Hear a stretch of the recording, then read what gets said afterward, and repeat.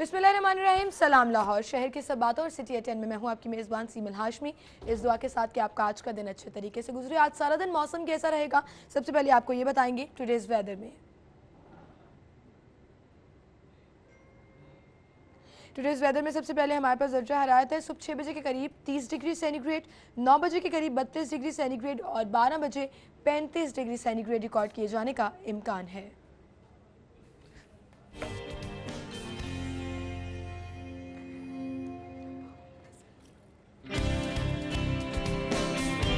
3 बजे 37 degree centigrade, 6 बजे 36 और 9 बजे 33 डिग्री सेंटीग्रेड।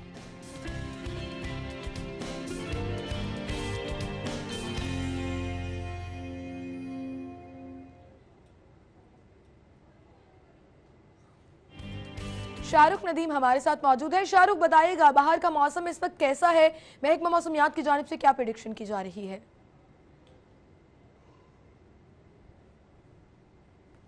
जी बिल्कुल, अगर शहर के मौसम की बात की जाए तो आज लाहौर शहर का मौसम गर्म है। आज सुबह से ही सूरज ने अपने तेवर दिखाना शुरू कर दिए। पिछले जो हफ्ते से मौसम ज़रा अच्छा था लाहौर का, अब वो वैसा नहीं रहा, दोबारा से गर्मी आ गई है। महकमा मौसमियात का कहना है कि ये मौसम एक हफ्ते तक इसी तरीके से रहेगा। आज अगर शहर के दर्जा हरारत की बात की जाए तो ज़्यादा से ज़्यादा दर्जा हरारत 38 डिग्री सेंटीग्रेड, जबकि कम से कम 27 डिग्री सेंटीग्रेड रहने का इम्कान है। इस वक्त जो दर्जा हरारत है वो 34 डिग्री सेंटीग्रेड है, जबकि हवा में नमी का तनासुब 55% है। सुबह ये ज़्यादा था और उसके साथ जो हवाएं चल रही थी वो भी सुबह 11 किलोमीटर फी घंटा की रफ्तार से चल रही थी, मगर अब जाके वो 4 किलोमीटर फी घंटा की रफ्तार से चल रही हैं। जो हवस था कल परसों से जिससे शहरी बड़े परेशान थे, उसका भी जोर अब टूट चुका है, जिसके और हवाएं चल रही हैं जिसकी वजह से वो हवस भी ख़त्म हो गया है। महकमा मौसमियात का ये कहना है कि आज मौसम सारा दिन गर्म ही रहेगा, जबकि शाम के वक्त बारिश की पेशन गोई की गई है। 50% चांसेस हैं कि बारिश हो सकती है 7 बजे के करीब या 6 बजे के करीब। इस तरह नहीं तो पूरा दिन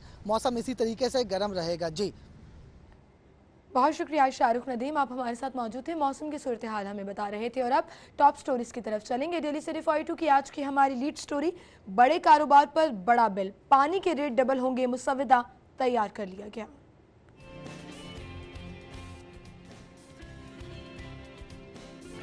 वाघा बॉर्डर पर पाकिस्तान का सबसे बड़ा फ्लैग पोल बनाने की तैयारियां, अगस्त में इफ्तिताह होगा।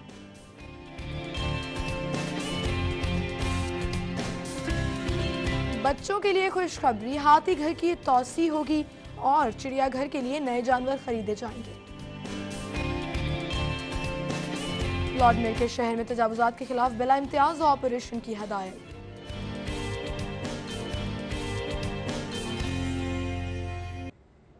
ये थी हमारी टॉप स्टोरीज, इनको हम डिस्कस करेंगे। स्टूडियो में हमारे साथ सिटी 42 के सीनियर रिपोर्टर्स उमर इस्लाम और अकमल सुमरू मौजूद हैं। अस्सलाम वालेकुम, आप दोनों को खुश आमदीद कहेंगे।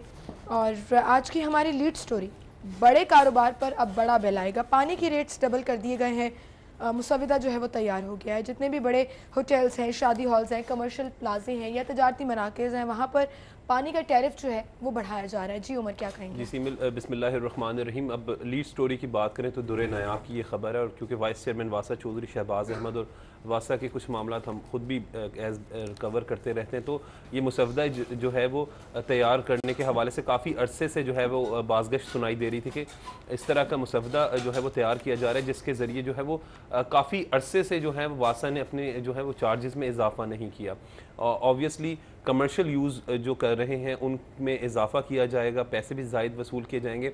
ये इसके बाद पंजाब असम्बली में जो है वो वहाँ पर जाएगा और ऑब्वियसली पास भी हो जाएगा। लेकिन बात जब करते हैं वासा के हवाले से, तो एक तरफ तो वासा की कारकर्दगी हमें बारिशों में दिखाई देती है, तो दूसरी जानिब पानी के हवाले से हमें बहुत अहम इशू है इस वक्त। ये सिर्फ लाहौर का नहीं बल्कि पाकिस्तान का एक अहम इशू है कि हम पानी को बहुत ज़ाया कर रहे हैं। कहीं पर गाड़ियाँ धोने में हम पानी सर्व कर रहे हैं, कहीं को घर धो रहे हैं तो एक एक घंटे तक पानी ही जो है वो ज़ाया करते रहते हैं और हमें उसकी अहमियत का अंदाज़ा ही नहीं होता। और इसी वजह से अगर आप देखें तो बोर जो ज़ेरे ज़मीन जो बोर है वो अब काफ़ी हद तक नीचे उसकी सतह चली गई है। और इसमें कसूरवार सिर्फ वासा नहीं है, इसमें कसूरवार हम सब लोग हैं। देखिए, अपनी रिस्पॉन्सिबिलिटी जब तक हम लोग खुद नहीं लेंगे, जब घर ख़राब होता है तो उसमें एक फ़र्द का कसूर नहीं होता। अगर एक फ़र्द का भी कसूर है तो बकाया 8 लोग अगर उस रहते हैं तो उनका समझाना भी उनका फ़र्ज़ होता है। तो उम्र ऐसा नहीं होता। रियासत के अंदर जो इदारे होते हैं उन इदारों का बुनियादी काम यही होता है कि वो रेगुलेशंस करें। तो रियासत के अंदर इदारे क्या घरों के अंदर जाके लोगों को मना करेंगे कि आप गाड़ियां ना धोएं? घरों के अंदर नहीं मना करना जनाब, मीटर लगे हुए। इस वक्त मसला ये नहीं है कि पानी के टैरिफ बढ़ाए जाएं, डबल कर दिए जाएं, कमर्शियल कैटेगरी। मुझे बताएं, अब जाकर इनको ख्याल आया है कि जो कमर्शियल इमारतें हैं, ख़ास तौर पर होटल्स जो हैं, वहाँ पर कमरों की तादाद के एतबार से पानी का रेट फिक्स किया जाएगा। मतलब 2017 में जाके इनको अब याद आया कि जनाब ये करना चाहिए। और इस खबर की तफसील में लिखा है कि जो कमर्शियल इमारतों की कैटेगरी है उसमें 50,000 गैलन की एक कैटेगरी है, और जो सिंगल स्टोरी है उसमें 10,000 गैलन की कैटेगरी है।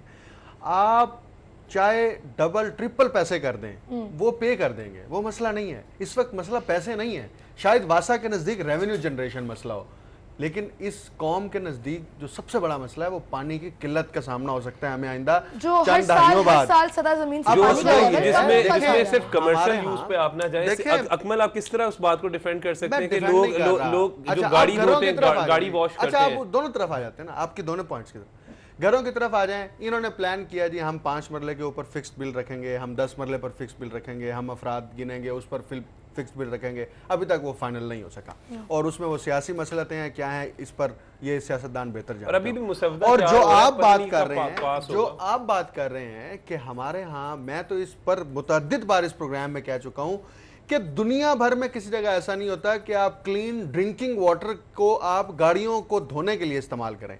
आपके यहाँ लाहौर शहर में आपके सैकड़ों ऐसे पंप स्टेशन हैं जहां पर जो है वो सर्विस स्टेशन बनाए गए हैं, और उन सर्विस स्टेशन पे सुबह 8 बजे से लेके शाम 8 बजे तक मुसलसल गाड़ियां धोई जाती हैं और साफ पानी से। मुझे बताएं इससे बड़ा जुल्म क्या हो सकता है? और उनको आप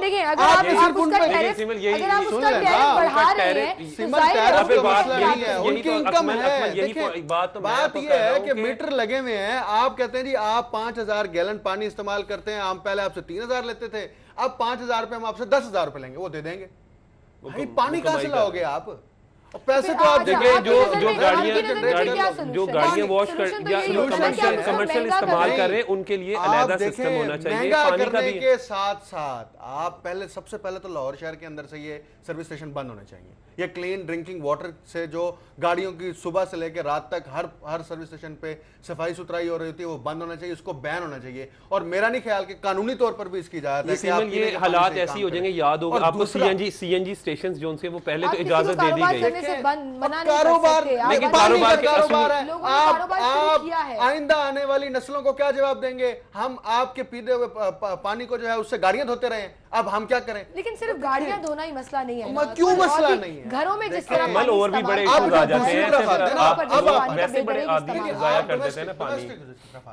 आप कहते हैं जी एक घर है, 5 मरले का घर है, मिसाल के तौर पर आप कहते हैं जी इसको 1,000 गैलन पानी इस्तेमाल करने की जरूरत है।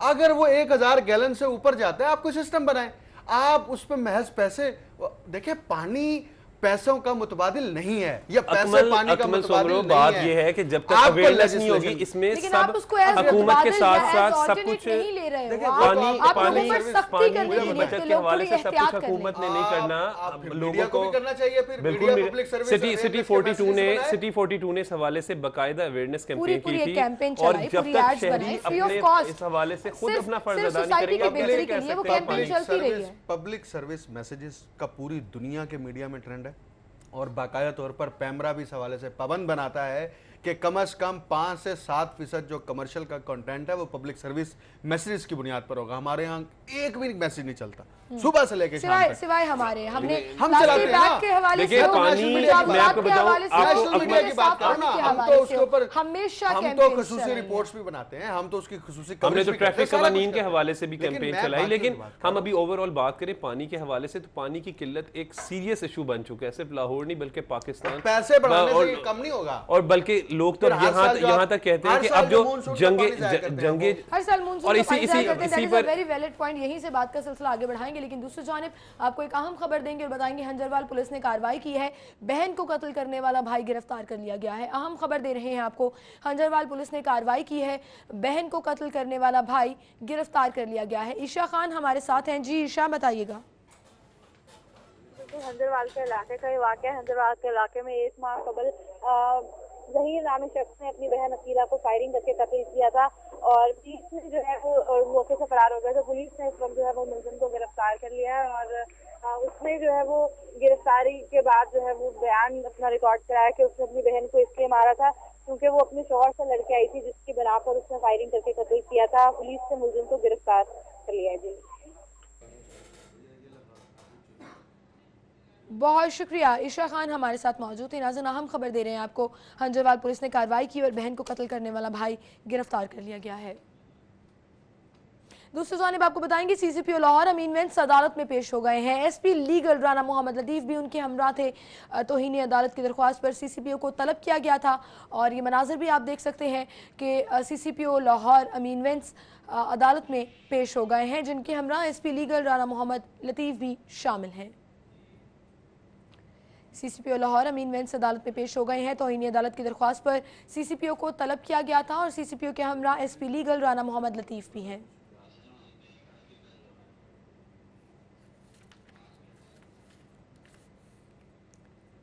गुफ्तगू का सिलसिला हम आगे बढ़ाएंगे। पीने के पानी की हम बात कर रहे थे और लीड स्टोरी, बड़े कारोबार पर बड़ा बिल, अब टैरिफ तो बढ़ा दिया गया है, तो क्या ये टैरिफ जो है वो बेदरेग इस्तेमाल जो किया जाता है पानी का, उसको कंट्रोल कर सकेगा? उमर, मैं बताऊँ, लाहौर की हवाले से जब हम बात करते हैं तो आपको याद होगा समनाबाद समेत मुख्तलिफ इलाकों में डूंगी ग्राउंड होती थी और वो जो डूंगी ग्राउंड होती थी उसका मकसद ये होता था कि ग्राउंड की शेप ऐसी बिल्कुल अभी भी है, लेकिन अब उस तरह उसका इस्तेमाल नहीं किया जाता ना। तो अब वो उस ग्राउंड का मकसद पर्पज़ यही होता था, वो पानी को प्रिजर्व होता था। अब यहाँ पर हमारे यहाँ हाल ये है कि जब मानसून की बारिशें होती हैं तो हमारे पास कोई ऐसा सिस्टम ही मौजूद नहीं है जिसके ज़रिए हम जो पानी को सेव कर सके। हम बात करते हैं रावी की, दरियाए रावी की अगर आप बात करें तो देखिए लाहौर बड़ा लकी खुशकिस्मत शहर है। मैं हमेशा ये बात करता हूँ कि दुनिया का सबसे खूबसूरत शहर भी बन सकता है और सबसे बेहतरीन शहर भी बन सकता है। आप सब लोगों ने बाहर फॉरेन ट्रैवल्स किए हुए हैं, आपको पता है कि दुबई वगैरह में किस तरीके से आर्टिफिशियल ब्यूटी को जो है वहाँ पर लेकिन यहाँ पर जो सलूक हो रहा है या रावी के यहाँ इस वक्त जो रावी वहाँ पे तो कब्जे हो रहे हैं, उसके बाद कूड़ा करकट फेंक के ऐसे लगता है जैसे LWMC की वो साइट कोई वो बन चुकी है और वहाँ उनको कोई पूछने वाला नहीं है। मतलब ये देखें, मामला इस वक्त बड़ा संगीन है और हमें इसको रियलाइज़ करना पड़ेगा, पब्लिक को भी और पॉलिटिशियंस को भी और इंतज़ामी अफसरान को भी। अब LDA की जो गवर्निंग बॉडी का इजलास होना आइंदा, उसमें ये सारे टैरिफ पेश किए जाएंगे और वो टैरिफ जो है मंजूरी दी जाएगी, रेट डबल करने हैं, ट्रिपल करने हैं, जो भी करना है। लेकिन इसके साथ ये भी कम से कम LDA की इस गवर्निंग बॉडी में ये तजावीज़ आनी चाहिए कि जनाब पानी के बेदरेग इस्तेमाल को कंट्रोल करने का अल्टरनेट मैकेनिज्म क्या हो सकता है। सिर्फ पैसे तो नहीं हो सकते ना, आप पैसे डबल कर दे, ट्रिपल कर दे, महज वो नहीं हो सकते। उसके साथ क्या क्या हो सकता है? अब जो अफोर्ड कर सकते हैं वो तो भर देंगे, होने चाहिए ना, मतलब जो अफोर्ड कर सकते हैं वो तो भर देंगे। आप हम जब अमेरिका में थे तो मुझे अच्छी तरह याद है, किसी भी जगह आप पानी की टैप खोलें तो पानी का प्रेशर तो नामो निशान ही नहीं होता, इतना आहिस्ता आहिस्ता स्लो पानी आता है। ये पानी बचाने की एक तदबीर है ना कि आप अगर 1 मिनट के लिए हमारे यहाँ टैप खुला हो तो आप एक टप पानी ज़ाया कर दें, 1 मिनट उनके यहाँ टैप खुला हो तो आपका टप का एहसास नहीं होता। हम समझते हैं बस पानी आ रहा है ज़ाया करते जाए। हम सब, मैं एज बीइंग सिटीजन बात कर रहा हूँ, आप यकीन करें बोर्ड नीचे चला गया है पानी की किल्लत का सामने। कहने वाले तो ये कहते हैं कि आइंदा जंग जो है वो पानी पर होनी है। होगा, ये एशिया के अंदर तो ये मसला होना ही होना है। अब यूनिवर्सिटीज़, कॉलेजेस और स्कूल्स के जो तालिब इल्म हैं उनको एक पब्लिक सर्विस मैसेजेस की कैंपेन में एंगेज करना चाहिए और गली मोहल्लों की सतह पर कैंपेन को लॉन्च करना चाहिए। इंतज़ामी इदारों को टेक्निकल पॉइंट ऑफ व्यू से इंतज़ामात करने चाहिए और अगर ये ना किया गया, जिस तरह लाहौर पर आबादी का दबाव बढ़ रहा है, पिछले 10 सालों में जितनी आबादी तेज से बढ़ी है, अगर ये रफ्तार ऐसे रही तो लाहौर में वही हाल होगा जो कराची में लोग पानी की टंकियों के पीछे भाग रहे होते हैं और गैलन उठाए होते हैं कि पानी आया, पानी यहाँ पे लाहौर की आबादी के हवाले से भी बात करें तो खुद हैरान रह गए जब सर्वे आया कि 2 करोड़ तक आबादी, हालांकि सब लोगों का यही जहन था कि आहिस्ता आहिस्ता जब ये आबादी मजीद बढ़ेगी, पानी समेत जितने भी वसाइल हैं वो डेफिनेटली रिहायशियों के लिए कम होते जाएंगे। मेट्रोपॉलिटन सिटीज के अंदर जो टॉप ऑफ द मैनेजमेंट होती है ना। लाहौर के हवाले से जब हम बात करते हैं तो ये कहना, गजू मता, सुंदर, ये वो इलाके थे जो गांव देहात थे, लेकिन अब वो शहरी इलाकों में शामिल है और वहां पर भी डेवलपमेंट ना कि लाहौर के इर्द गिर्द भी लाहौर बसता है, तो लाहौर अब लाहौर में ही शामिल हो गया। खैर, हम अगली खबर की तरफ जाएंगे और अगली खबर वाघा बॉर्डर पर पाकिस्तान का सबसे बड़ा फ्लैग पोल बनाने की तैयारियां शुरू कर दी गई हैं। 400 फुट ऊंचा होगा ये। इस पर आपके क्या कमेंट्स है ज़रूर शामिल करेंगे। लेकिन दूसरी जानिब आपको एक अहम खबर देंगे और बताएंगे टीपू चरकावाला का बेटा अमीर बलाच अदालत में पेश हो गया है। सख्त सिक्योरिटी के हिसाब में अमीर बलाच को अदालत लाया गया है। आपको बताते चलें कि टीपू चरकावाला का बेटा अमीर बलाच अदालत पेश हो गए हैं। यावर चौधरी हमारे साथ मौजूद हैं। जी यावर, बताइएगा। जी बिल्कुल, तीसरी भट्ट के घर पे फायरिंग करने के मुकदमे में मुलविस अमीर बलाच जो टीपू चरकावाला के बेटे को आज जो है मॉल्टन की कचहरी में पेश कर दिया। जुडिशियल मजिस्ट्रेट जावेद इकबाल ने थाना नसीराबाद को हुक्म दिया कि मुलजमान का चलान है वो जल्द से जल्द अदालत में पेश किया जाए। अदालत ने आज थाना नसीराबाद से जो इन अमीर बलाच में दीगर मुलजमान का चलान जो वो तलब कर रखा था, मगर आज भी जो है थाना नसीराबाद की जानिब से जो मुलजमान का चलान जो वो अदालत में पेश नहीं किया गया। मुलजमान के वकील ने अदालत में मौक़िफ़ इख्तियार किया था कि पुलिस ने मुखालफिन के साथ साज़बाज़ करके अमीर बलाच को जो है इस मुकदमे में मुलविस किया। पुलिस तफ्तीश में भी मुलजमान पर किसी किस्म का जुर्म साबित नहीं हुआ और पुलिस नसीराबाद पुलिस जो है वो जानबूझ कर जो है अमीर बलाच में दीगर मुलजमान का चलान जो है वो अदालत में पेश नहीं कर रही। मुलजमान के वकील ने मजीद अदालत में मौक़िफ़ इख्तियार किया था कि इंसाद दहशतगर्दी की अदालत से भी जो दहशतगर्दी की दफात थी वो खत्म कर दी गई है, मगर उसके बावजूद जो है वो थाना नसीराबाद जो है वो अमीर बलाच समेत दीगर मुलजमान का चलान जो है वो सिर्फ और सिर्फ मुखालफिन के साथ साज़बाज़ करने के बायस से उन्हें पेश नहीं किया जा रहा, जिसके बायस जो मुकदमा जो है वो ज़ेर इल्तवा का शिकार है। उन्होंने अदालत से इस्तदा की थी कि थाना नसीराबाद को हुक्म दिया जाए कि अमीर बलाच समेत दीगर मुलजमान का चलान अदालत में पेश किया जाए, उनकी जमानतें मंजूर की जाए। जी शुक्रिया यावर चौधरी आपका।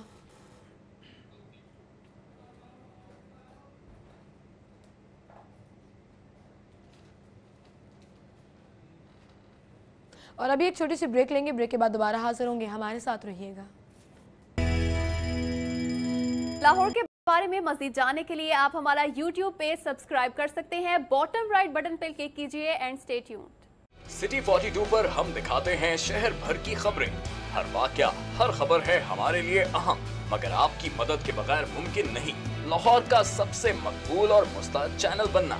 चुनाचे अगर आप भी कोई ऐसा वाकया जैसे किसी से नाइंसाफी, दफ्तरी मामलात में गड़बड़, कोई एक्सीडेंट या कुछ और खास होते देखें तो उसकी मोबाइल से बनी वीडियो सिटी 42 को इस नंबर पर व्हाट्सएप करें 0335 4242 222। तो शेयर कीजिए लाहौर में होने वाला वो सब कुछ जो आपकी नजर में है खास और बन जाइए सिटी रिपोर्टर। लाहौर से हमारा रिश्ता हुआ मजबूत से मजबूत तर जब हमने किए शहर के मसाइल उजागर। बस हाँ बरस से हम हैं लाहौर की आवाज़। वेलकम बैक नाज़रीन, गुफ्तगू का सिलसिला आगे बढ़ाएंगे और साउथ बट की खबर है। वाघा बॉर्डर पर पाकिस्तान का सबसे बड़ा फ्लैग पोल बनाने की तैयारियां शुरू हो चुकी हैं। जी उमर जी, साउथ बट ने कल ये कवर किया और अगस्त में जो है वो इसका इफ्तिताह होने जा रहा है। 400 फुट लंबा जो है वो पूल होगा। हम अगस्त के हवाले से जब भी बात करते हैं ऑब्वियसली जश्न आज़ादी भी मनाई जाती है, हर घर में जो है वो झंडे लगाए जाते हैं, हम वतन से मोहब्बत का इजहार होता है। इस खबर के मुताबिक जो है वो पाकिस्तान का सबसे बड़ा फ्लैग होगा। ऑब्वियसली लोग आप देखें तो वाघा बॉर्डर पर जब एक खसूसन लाहौरियों का जोशो जज्बा देखने के लायक होता है। ना सिर्फ लाहौर बल्कि दीगर अजला से पंजाब के जो है वो लोग सिर्फ जो है वाघा पर जो सेरेमनी देखने के लिए आते हैं। तो एक अब अच्छी बात है 400 फुट जो पूल भी है, पोल बनाया गया, उसके बाद 120 फुट झंडा इस पे नस्ब किया जाएगा। और सबसे अच्छी बात तंसीब में हाल जितने भी दरख्त हैं उनको खसूसी मशीन के जरिए शिफ्ट किया जाएगा, काटा नहीं जाएगा। कैसी फीलिंग्स होंगी जब वहाँ से नजर आएगा पाकिस्तान का झंडा? कितना अच्छा वो नज़ारा होगा। खैर अगली खबर की तरफ मैं जाना चाहूँगी और अगली खबर हमारी है जी अकमल समरू आप ही की खबर है। 10,000 सरकारी स्कूलों को प्राइवेटाइज करने का फैसला कर लिया गया है। असातिज़ा और मुलाजिमीन को रैशनलाइजेशन पॉलिसी के तहत दीगर स्कूलों से ट्रांसफ़र भी किया जाएगा। जी अकमल। सिमल, ये बड़ी बदकिस्मती है कि पंजाब की तालीमी पॉलिसियाँ डिज़ाइन करने में कभी भी इलेक्टेड रिप्रेजेंटेटिव और कभी भी यहाँ के लोकल एजुकेशन एक्सपर्ट्स को ना तो शमूलियत दी गई है और ना ही उनकी ओपिनियन को वेटेज दी गई है। ये स्कूलों को प्राइवेटाइज करने का पूरा ये एक मंसूबा है जिसमें पहले 5,000 स्कूल किए, लाहौर में भी 200 से ज़्यादा सरकारी स्कूलों को प्राइवेटाइज कर दिया गया, NGOs के हवाले कर दिया गया। अब मजीद 10,000 सरकारी स्कूल जो कि पंजाब हुकूमत अपनी जिम्मेदारी से सारी सूरत हाल से तो लगता है कि एजुकेशन डिपार्टमेंट को फिर प्राइवेटाइज करने तो नहीं जा रही। ऐसे ही होगा। मैं आपको अगर हालात बेहतर हो जाए फिर राना मसूद और सैयद रजा अली गिलानी क्या करेंगे? राना मसूद कुछ भी नहीं है, मेरी बात सुनो, राना मसूद कुछ भी नहीं है। मैं आपको बताता हूँ ये 10,000 सरकारी स्कूल जो प्राइवेटाइज होने जा रहे हैं, ये सारी की सारी तजावीज़ और प्रोग्राम डिज़ाइन किया था सर माइकल बार्बर ने। और ये कुछ दिन पहले सर माइकल बार्बर साथ बैठे हुए चीफ मिनिस्टर को जो है वो ब्रीफिंग दी गई है, और उस ब्रीफिंग में बताया गया जिस पर चीफ मिनिस्टर ने कहा है कि 10,000 स्कूल मजीद जो है वो प्राइवेटाइज किए जाए और NGOs के हवाले किए जाए, और एक अपना बड़ा मारूफ जो वो फिक्रा बोलते हैं कि शफाफियत को बरकरार रखा जाए, मेरिट पर जो है वो स्कूल दिए जाए। मुझे एक बात बताएं, प्राइमरी स्कूलों को, मिडिल स्कूलों को आप प्राइवेटाइज कर रहे हैं। भाई ये प्राइमरी एजुकेशन और मिडिल एजुकेशन तो स्टेट रिस्पॉन्सिबिलिटी है, आप स्टेट रिस्पॉन्सिबिलिटी स्टेट अपनी रिस्पॉन्सिबिलिटी कहाँ पूरी कर रही है? मिसिंग फैसिलिटीज सरकारी स्कूलों में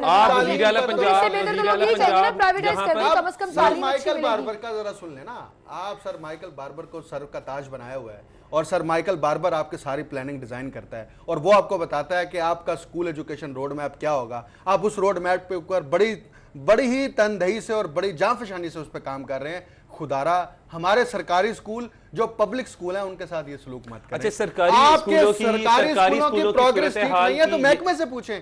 आप महकमे से पूछने के बजाय आप कहते हैं अच्छा इसकी प्रोग्रेस नहीं ठीक, ये स्कूलों में एनरोलमेंट नहीं है इसलिए इसको उठा के उधर फेंक दें। आप ये 10,000 स्कूल आप पंजाब एजुकेशन फाउंडेशन को दे रहे हैं। पंजाब एजुकेशन फाउंडेशन आगे इसकी तकसीम करेगी, वो 4-5 NGOs हैं मखसूस किस्म की, उनको डिस्ट्रीब्यूशन होगी। इन सरकारी स्कूलों के तमाम वसाइल, बिल्डिंग, इंफ्रास्ट्रक्चर वो प्राइवेट इदारों को दे देंगे। आप कहेंगे ये ले जी आप चलाएं। आप उसके अच्छा, जो है फिर ये भी साथ-साथ ये कहेंगे आप एंड रिजल्ट देखें, अगर हालात बेहतर हो रहे हैं स्कूलों के टारगेट तो फिर आवाम तो यही डिमांड करेगी। टारगेट ये है नहीं, इस वक्त 53,000 सरकारी स्कूल हैं, जितने 53,000 सरकारी स्कूलों की स्ट्रेटेजी बनाना हुकूमत की जिम्मेदारी है। लेकिन जब हम बात जहाँ पर हुकूमत ही अपना काम नहीं कर सरकारी स्कूलों का हाल ये है कि आप यहाँ पर देखें कि पाकिस्तान के टॉप मोस्ट ब्यूरोक्रेट, जर्नैल, जज, मैं आपको बात करूं ब्यूरोक्रेट्स, सियासतदान, अगर आप उनका बैकग्राउंड अगर आप उनका बैकग्राउंड देखें तो अक्सर उनमें से टाट पर बैठकर पढ़े। सेंट्रल मॉडल स्कूल लाहौर का नंबर 1 स्कूल माना जाता था, आज भी उसका रिकॉर्ड दबा है। तो आप ये देखें हमारे पास एजुकेशन का इतना अच्छा सिस्टम मौजूद है, तो फिर क्या हम 1947 से पहले हम सूरत हाल में जा रहे हैं? सर माइकल बार्बर ने ये 53,000 स्कूलों में से 10,000 माइनस हुए, 43,000। आइंदा 5 सालों में अगर नून लीग की दोबारा हुकूमत आती है तो आप देखिएगा ये तादाद इन्होंने 25,000 से भी नीचे लेकर आनी है, और एंड पर इनके पास चंद स्कूल होंगे जो ये सरकारी स्कूल चला रहे होंगे। मेरा एक ही पॉइंट है, आप सरकारी स्कूलों का कंपैरिजन कर लें उन स्कूलों से जिनको आपने प्राइवेटाइज किया, और आप हालात देख लें, कंपैरिजन कर लें। अच्छा, बड़ा एक वैसे इस प्रोग्राम इसका नाम है पब्लिक स्कूल सपोर्ट प्रोग्राम। इसके जो सरबरा है ना वो प्राइमरी और सेकेंडरी हेल्थ के जो सेक्रेटरी है ना वो हैं। आप देख लें स्कूलों का प्रोग्राम है, सेक्रेटरी स्कूल उस प्रोग्राम का सरबराह ही नहीं है, उसके साथ ताल्लुक ही नहीं है। असल में वजह ये कि ब्यूरोक्रेसी जानबूझ के करते हैं। काम खबर की तरफ जाना है, आपसे यहीं से बात का सिलसिला आगे बढ़ाएंगे। नाज़रीन आपको बताएंगे दूसरी जानिब ऑरेंज ट्रेन के हवाले से पंजाब हुकूमत की कोशिशें जारी हैं, और इस वक्त हमारे साथ उस्मान खान मौजूद हैं, उनसे हम जानेंगे। राना मशहूद इस हवाले से एक कॉन्फ्रेंस में शिरकत के लिए भी गए थे। जी उस्मान, बताइएगा इस हवाले से क्या तफसीलात हैं?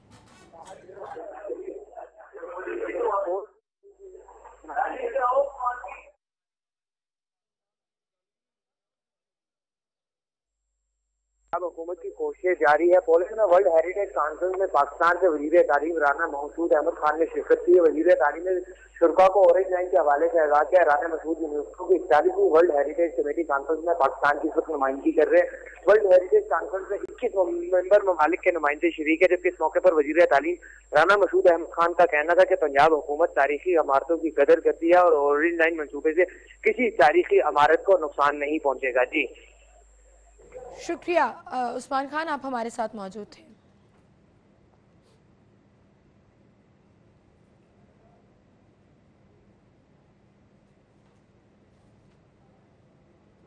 अगली खबर की तरफ चलेंगे। अगली खबर बच्चों के लिए खुशखबरी है। चिड़ियाघर में हाथी घर की तौसी की जा रही है और नए जानवर भी जल्द से जल्द खरीदे जाएंगे। जी उमर, देखें बात अब करते हैं, जब सूजी की डेथ हुई उसके बाद अभी तक सूजी जो है वो उस जैसा जानवर, हमने चिड़ियाघर में इस दफ़ा ईद उल फितर जब पे रिकॉर्ड रश होता है और सुबह भर से लोग जो है वो उमर असलम को बड़ी मोहब्बत है सूजी से। नहीं वहाँ पे रेगुलर हर संडे जाते थे सूजी देखने के लिए। अच्छा वहाँ पर हम जब बात करते हैं बच्चों के हवाले से खुसूसन सोमरो ये इंफॉर्मेटिव भी होता है ना, आप बच्चे जब जाके मुख्तलिफ जानवरों को देखेंगे, जराफा को देखेंगे, वो चीजें जो लोग अपनी किताबों में देखते हैं या टीवी पर देखते हैं वो और वो बच्चों के आप तो मुझे लगता है मुझे तो चिड़ियाघर बहुत पसंद है और मुझे भी बहुत पसंद है, लेकिन ये चिड़ियाघर बहुत छोटा हो गया। खाली ये लाहौर का चिड़ियाघर ना बहुत छोटा हो गया, तो वाकई में बच्चे बड़े उदास हुए और इस दफा तो कंपैरेटिवली रश भी कम रहा, पिछले साल के निस्बत इस दफा कम लोगों ने विजिट किया चिड़ियाघर। ये जगह कंजेस्टेड हो गई है, जगह कम है। ये अगर नए जानवरों के एतबार से बात करें और उनके अंदर सफारी पार्क एक और है अकमल सोमर, और सफारी पार्क है, जू सफारी पार्क वहां पर बनाया, अगर उस पर ज्यादा फोकस रखा जाए क्योंकि वो बहुत बड़ा पार्क है, स्पेस भी ज्यादा है, जगह भी ज्यादा है, तो उसको मेंटेन भी किया जा सकता है। और इन्होंने ये सिर्फ जो ईद पे सर्विस शुरू की थी, शटल सर्विस कि चिड़ियाघर से सामान लेके जाएंगे, आप इसको एक्सटेंड भी कर सकते हैं। और दूसरा ये जब डबल डेकर बस सर्विस पर इजलास होता है, उमर असलम कवर करने जाता है, जो चिड़ियाघर की सारी पार्किंग बंद होती है, कहाँ से शायकीन है, देखने के लिए नहीं जाने देते अंदर। भाई जो गाड़ी पर आया वो तो नहीं जा सकता। और नहीं उसके अलावा चिड़ियाघर जिस सिचुएशन पर मौजूद है उसका भी हमें उसकी इंपॉर्टेंस और सेंसिटिविटी का अंदाजा करना चाहिए, क्योंकि बच्चे आते हैं फिर वहाँ पर वो इंफॉर्मेशन भी हासिल बाकी जो नए जानवर जो है वो भी खरीदे जाएंगे। ज़राफ़ा नहीं है यहाँ पर, दरियाई घोड़े के घर को ग्रीन बेल्ट लगाई जा रही है, एजुकेशन भी बच्चों को उससे जू से एजुकेशन भी मिलती है। मुख्तलिफ जानवरों को जिस तरह वो अगर तोते को देखते हैं, एक पैरट को देखते हैं, या तो साथ ये भी देखते हैं कि ये खाता क्या है, खाता क्या है, और जो शरारती होते हैं वहाँ पर बंदरों को बिन माने सबको कोई सिगरेट फेंक देता है, कोई बिस्किट फेंक देता है। तभी तो लिखा होता है ना अकमल, जब आप जाते हो आपने पढ़ा भी होगा कि तो चिड़ियाघर एक बड़ी मुस्बत तफरीह की जगह है, और अगर ये जानवर खरीद लेते हैं, बर वक्त खरीद लेते हैं, तो यकीनन बच्चों के लिए एक बहुत सस्ती और बहुत अच्छी तफरीह और एक अच्छी अट्रैक्शन। और हुकूमत का फर्ज भी फिर यहाँ पर बात आती है कि बच्चे जो होते हैं कौम का मुस्तकबिल होते हैं, उन्हें उनके पास ऐसी इंफॉर्मेटिव जब मुस्बत तफरीह के जगहों पर जाते हैं तो फिर वो कुछ हासिल करते हैं, कुछ सीखते हैं। जैसे हम अक्सर अब चिड़ियाघर में जब हम जाते हैं, अगर उन्हें मिसाल के तौर पर शेर पसंद है तो वहाँ पे वो उसे देखते हैं कि वो किस तरह वो खाना खा रहा है, किस तरह वो जब वो एक अपनी आवाज़ निकालता है, वो क्या वहाँ पर वो एक खौफ सा अभी आता है। फिर बच्चे जान, क्योंकि वो पिंजरे में कैद होता है तो बच्चे जान के तंग भी करते हैं। फिर हाथी के पास जिस तरीके से अब बंदरों का वजारत चिड़ियाघर नहीं है, नहीं तो वजीर ने कह देना था हमें दोबारा इलेक्ट करें, हम आपको नहीं जानवर लाएंगे।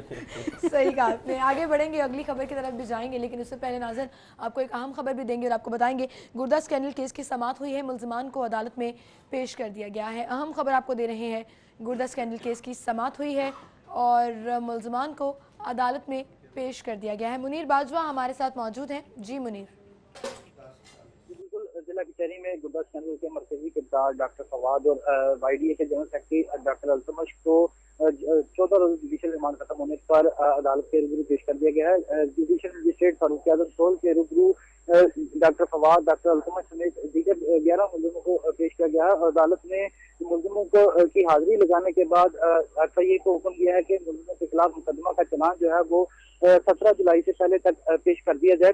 अदालत में मुलजिम डॉक्टर फवाद, डॉक्टर अल्तमश, उमर दराज, शहजाद, साकब, फजाइल, कमर अब्बास, अब्दुल मजीद, नवीद हमीद, मोहम्मद अतर, डॉक्टर जफर को जुडिशल रिमांड पर जेल भिजवा रखा है, जबकि अदालत की जानिब से अदालत के रूबरू मुलजिम डॉक्टर जफर जवेद ने अपनी जमानत पर रहाई के लिए दरख्वास्त दायर कर रखी है, जिसकी आज समाअत होगी।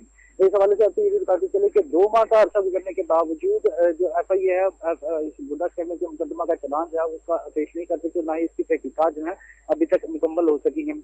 जबकि ज़ाब्ता फौजदारी की दफा 173 के तहत मुकदमा दर्ज होने के 14 रोज बाद जो मुकदमा का चलान जो है उसकी तहकीकात जो है मुकम्मल करने का उसे तहकीकाती इदारों को पाबंद बनाया गया है, लेकिन अभी तक इस गुर्दा स्कैंडल के मुकदमा का चलान जो है वो अदालत में पेश नहीं किया जा सका। ताहम अदालत ने। मुनीर बाजवा आपका बहुत शुक्रिया।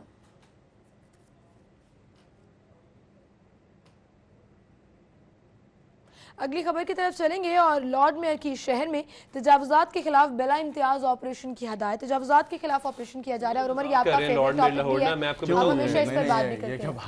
ये मजाक कर रहे हैं कि तजावुजात के खिलाफ ऑपरेशन हो। भाई अकमल आप हंस रहे हैं, फौरन आपने कह दिया मजाक कर रहे हैं। उमर का फेवरेट टॉपिक है वो हमेशा लाहौर के हवाले से बात करता हूँ। वज़ीर आला पंजाब मीटिंग करते हैं और वो कहते हैं तजावुजात का खात्मा होना चाहिए, वो नहीं करवा सकते तो लॉर्ड मेयर लाहौर ने कहाँ से करवाया? लॉर्ड मेयर कराएंगे नहीं, लॉर्ड मेयर चेयरमैन के साथ मिलके यूनियन काउंसिल चले में अकमल, हम यहीं पर बैठे हुए हैं, हमें भी ये बड़ी अच्छी तरीके से मालूम है कि कितनी अथॉरिटी होती है। MNA MPAs और उनकी मौजूदगी के दौरान सियासी जब मुदाखलत हो, आप यकीन करें मैं हैरान रह गया। एक पठूरे वाला आपको पता है क्यों नहीं खत्म होता? मुझे पता है, एक पठूरे वाला वो फरोख्त कर रहा, तो मैंने कहा आपको कोई यहाँ कोई पूछता नहीं है? कहता क्यों पूछेगा हमें, यहाँ पर 10,000 रुपये हम उसको देते हैं टाउन वाले को, अब पठूरे वाला सड़क के ऊपर बैठा हुआ है। मैंने अच्छा, और कहते हैं जो पीछे दुकान है इसको हम 25,000 देते हैं। मैंने एक पठूर 35,000 रुपए का आप ये खर्चा कर रहे हैं, तो आप अंदाजा लगाएं। कहता है भाई हम कमाते भी डबल हैं, इससे ज्यादा।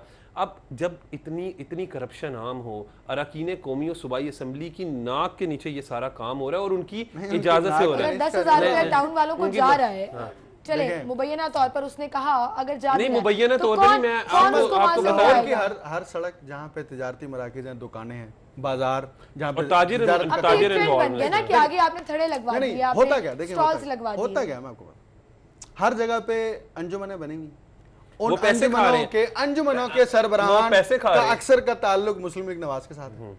अब वो अंजुमनों के सरबराहान इस बात को इंश्योर करते हैं उनका ताल्लुक नून लीग से नहीं, वो जो भी पार्टी आ जाएगी उनके साथ हो जाए, उनके मफादात है, चाहे लिबर्टी के ताजिर हो, चाहे इचरे के ताजिर हो, चाहे मुज़न के हो, चाहे शादरा के ताजिर हो, ये सारे माफिया बन गए, सारे माफिया बन गए। नवाज लीग की हुकूमत है 2008 से लेके अब तक। हम तो अगर 8 सालों की बात करें तो जाहिर बात है यही कहेंगे कि इन्हीं के सपोर्टिव हैं, ये उन पर हाथ रखते किसी के नहीं होते सपोर्टिव होते। अच्छा जी, ना हो किसी के ना हो, ये वोट तो लेते हैं ना उनसे जाके, वोट तो मांगते हैं ना। तो ताजिर जो है इनके बैनर भी लगवाते हैं, ताजिर अपनी मार्केट में इनके बैनर लगवाते हैं। यानी कि आपको भी कोई उम्मीद नहीं है कि ये सिर्फ इजलास में तजावजात खत्म हो जाती है जब मुतलका टाउन की इंतजामिया 10 मिनट का दौरा करती है और चली जाती है, तजावजात खत्म हो जाती है। तजावजात खत्म हो जाती है, बच्चा की रिपोर्ट दे दी। नहीं सीमल, मैं आपको बताता हूँ, वजीर आला पंजाब ने कई दफा अहकामात जारी किए, तजावजात का खात्मा किया जाए, गैर कानूनी चिंची स्टैंड। आप कहती नहीं मेरा फेवरेट, आप कहती हैं आप हमेशा से ज्यादा बोलते हैं। आप देखें जुल्म कितना है। आप अभी चली जाएं, आपका मतलब धर्मपुरा वाली साइड पर जाएं, हरबंसपुरा वाली साइड पर जाएं, आधा रोड ब्लॉक करके इन लोगों ने रखा होगा और कोई पूछने वाला नहीं है। जैन मंदिर आप रात को जाएं, वजीर आजम मियां मोहम्मद नवाज शरीफ का हल्का इंतखाब है, पहली आप हाल रोड पर चले जाएं, आप शालमी मार्केट चले जाएं, आप उन्हीं लोगों को आप अपने नवाज नून लीग में चले जाएं, आपको तजावुज़ात की भरमार नजर आएगी। और अच्छा, उसके बाद ट्रेडर्स का क्या सूरत हाल है। मैंने तो आपको ये बताया ना, मोबाइल शॉप्स के आप बाहर चले जाएं तो 3-3 उन्होंने स्टॉल लगवा दिए। अच्छा, उससे बड़ा जुल्म क्या है, आबिद मार्केट में आप जाएं, वहां पर दुकान तो उनकी है, उसके बाद जो है वो आगे एक पिकअप तक की जगह अलग रखते हैं और ताकि वो गाड़ी वहां पर पार्क करा सके और अपना कारोबार जो है वो चमका सके। खैर अभी तो लॉर्ड मेयर ने हिदायत जारी की हैं बिला इम्तियाज ऑपरेशन की, देखते हैं होता है या नहीं होता। वो अकमल आपकी बात होती है कि मजाक हो रहा है या नहीं, मजाक की बात होती है लॉर्ड मेयर लाहौर भी मजाक कर रहे हैं, हिदायत जो है वो इनिशिएटिव ले लिया जाए। चले आइंदा आने वाले दिनों में पता लग जाएगा। बस लॉर्ड मेयर को मैं आपको बात कर रहा हूं यार, नहीं यार। चले हम अभी ब्रेक की तरफ जा रहे हैं, देखते हैं कि ऑपरेशन किस हद तक कामयाब होता है। बहुत शुक्रिया आप दोनों का, आप हमारे साथ मौजूद है। नाज़रीन, एक ब्रेक की तरफ चलते हैं, ब्रेक के बाद दोबारा हाजिर होंगे, हमारे साथ रहिएगा। लाहौर के बारे में मज़ीद जानने के लिए आप हमारा YouTube पेज सब्सक्राइब कर सकते हैं, बॉटम राइट बटन पर क्लिक कीजिए एंड स्टे ट्यून्ड। सिटी 42 पर हम दिखाते हैं शहर भर की खबरें। हर वाकया, हर खबर है हमारे लिए अहम, मगर आपकी मदद के बगैर मुमकिन नहीं लाहौर का सबसे मकबूल और मुस्तहद चैनल बनना। चुनाचे अगर आप भी कोई ऐसा वाकया जैसे किसी से नाइंसाफी, दफ्तरी मामलात में गड़बड़, कोई एक्सीडेंट या कुछ और खास होते देखें तो उसकी मोबाइल से बनी वीडियो सिटी 42 को इस नंबर पर व्हाट्सएप करें 0335 4242 222। तो शेयर कीजिए लाहौर में होने वाला वो सब कुछ जो आपकी नजर में है खास और बन जाइए सिटी रिपोर्टर। लाहौर से हमारा रिश्ता हुआ मजबूत से मजबूत तर, जब हमने किए शहर के मसाइल उजागर। बस हाँ बरस से हम हैं लाहौर की आवाज। सियासी सरगर्मियां हो या ब्यूरोक्रेसी का अहवाल, हुक्काम बाला की लापरवाही हो या इंतजामिया की फुर्तियां, हमने रखी जराइम और अमने आमा पर गहरी नजर। हमने की हुकूमत के हर अच्छे इकदाम, हर तरक्याती काम की मुकम्मल अक्कासी। हमने रखा लाहौर की सेहत और सफाई का ख्याल। हमने की ट्रैफिक मसाइल की निशानदेही। हमने दिखाया तजावुज़ात माफिया का असल चेहरा।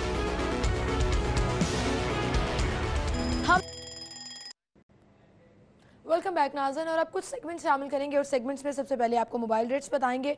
क्यू मोबाइल के कुछ मॉडल्स हैं हमारे पास। सबसे पहले है Q mobile noir M6 2.0 GHz octa core, 4 GB RAM के साथ मेमोरी है, 64 GB बिल्ट इन, कीमत है 29,500। दूसरा है हमारे पास Q mobile noir E8 2.0 GHz octa core processor के साथ 3 GB रैम, 24 मेगापिक्सल कैमरा और कीमत है 25,850 rupees.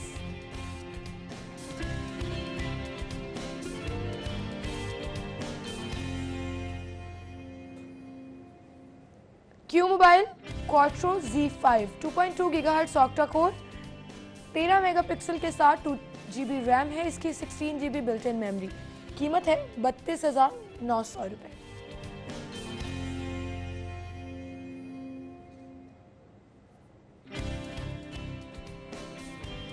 Q mobile energy X1 1.3 GHz 1 GB RAM के साथ 8 GB मेमोरी, कीमत है 10,750 रुपये।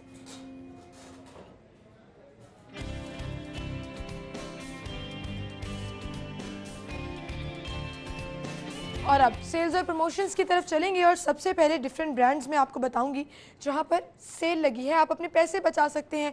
सबसे पहले हमारे पास है वर्दाज़, और वर्दाज़ आपको ऑफर कर रहा है अप टू 40% तक ऑफ।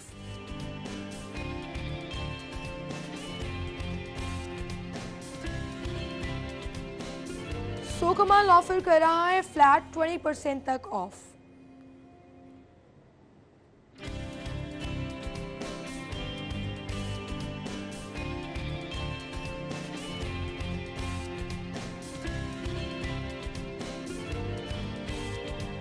हाइपर स्टार अगर आप जा रहे हैं तो हाइपर स्टार में हमारे पास सबसे पहले है जी इंटेंशियर टेल्कम पाउडर है 125 ग्राम्स वाला, रिटेल प्राइस 140, प्रमोशनल प्राइस 110, आप 30 रुपीज़ बचा सकते हैं।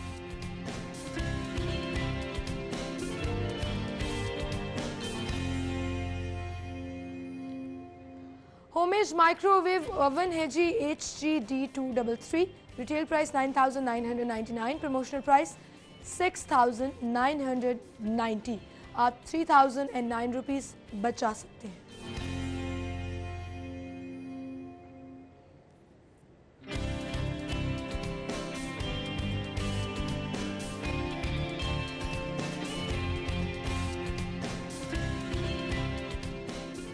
और अब अगले सेगमेंट की तरफ चलेंगे और सब्जियों और फलों की बात होगी आज के भाव में। अरसलान हैदर हमारे साथ मौजूद हैं। जी अरसलान, बताइएगा कौन सी मार्केट में आप मौजूद हैं और कीमतों का क्या रुझान देख रहे हैं आप? सरकारी नर्खनामा आवेजा है, उस पर अमल दरामद हो रहा है या नहीं? जी बिल्कुल, इस वक्त हम मक्का कॉलोनी मार्केट में मौजूद हैं और यहाँ पर शहरी मामूल के मुताबिक सब्जियाँ और फल की ख़रीदारी में मसरूफ़ हैं। हमारे पास यहाँ पर सरकारी नरखनामे भी मौजूद हैं सब्जियों और फलों के। इसके मुताबिक सबसे पहले आलू है, आलू 38 रुपये फ़ी किलो है, प्याज इसमें 25 रुपये फ़ी किलो है, टमाटर 30 रुपये फ़ी किलो, बैंगन 18 रुपये फ़ी किलो है, करेले 20 रुपये और पालक का रेट यहाँ पर 9 रुपये फ़ी किलो लिखा हुआ है। मज़ीद इसमें बंद गोभी 17 रुपये और फूल गोभी 42 रुपये फ़ी किलो है, शिमला मिर्च 30 रुपये फ़ी किलो यहाँ पर सरकारी नरखनामे में मौजूद हैं। दूसरी जानिब फलों के जो नरखनामे हैं, फहरिस्त है, यहाँ पर दुकानदारों को आज के दिन की फहरिस्त इनके पास मौजूद नहीं है, लेकिन गुज़िश्ता रोज़ की फहरिस्त के मुताबिक इनकी फ़रोख्त जारी है। यहाँ पर सबसे पहले सेब है, सेब 172 रुपये फ़ी किलो है, केला फ़ी दर्जन 85 रुपये है अव्वल दर्जे का, खुबानी इसमें 96 रुपये फ़ी किलो है और इसमें आड़ू जो है, आड़ू 131 रुपये से 135 रुपये फ़ी किलो फ़रोख्त किया जा रहा है। लीची की यहाँ पर जो कीमत है वो 246 रुपये फ़ी किलो है। मज़ीद इसमें आम है, आम की कीमत 146 रुपये है सरकारी आला दर्जे की और दूसरी इकसाम में आम की कीमत जो है 110 रुपये फ़ी किलो भी फ़रोख्त की जा रही है। चंद शहरियों से हमारी बात हुई है तो शहरियों का कहना है कि सब्ज़ी के दाम भी मामूल के मुताबिक दुकानदार मन मर्जियाँ करते हुए महंगे दामों फ़रोख्त की जा रहे हैं। तमाम सब्ज़ी के पीछे 10 से 15 रुपये और कुछ सब्ज़ियों के पीछे 5 रुपये फ़ी किलो जो है इजाफा देखने में आ रहा है, जबकि खुद साख्ता रेट फलों की तरफ भी दुकानदारों ने कायम किए हुए हैं। फ़ी किलो के पीछे ज़ायद जो मुनाफाखोरी जारी है इनकी वो जारी है, लेकिन हुकूमत की जानिब से किसी भी किस्म की कोई नज़र सानी नहीं की जाती। रोज़ाना शिकायत की जाती हैं, मीडिया को शिकायत की जाती है या मुतलका इदारों को भी शिकायत की जाती हैं, लेकिन किसी किस्म का कोई नोटिस नहीं लिया जाता। तो ये हुकूमत को चाहिए कि इसके ऊपर नजरसानी करे ताकि दुकानदार को खुद साख्ता रेट और जायद मुनाफाखोरी जो है ये ख़त्म की जा सके। जी शुक्रिया अरसलान हैदर आपका। और अब मीट रेट्स की तरफ चलेंगे। ज़ैनिथ शॉप पर अगर आप जा रहे हैं तो वहाँ से बीफ आपको मिलेगा 310 रुपये किलो में और उसका बना हुआ कीमा 588 रुपये में।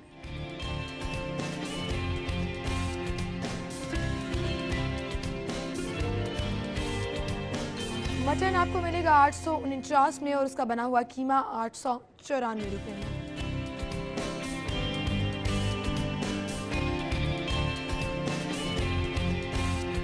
गवर्नमेंट रेट के मुताबिक जिंदा मुर्गी आपको मिलेगी 138 रुपये में और उसका बना हुआ गोश्त 200 रुपये में। हाइपर स्टार अगर आप जा रहे हैं तो रेड स्नैपर आपको मिलेगी 449 में, वाइट पम्फ्रेट 749 में,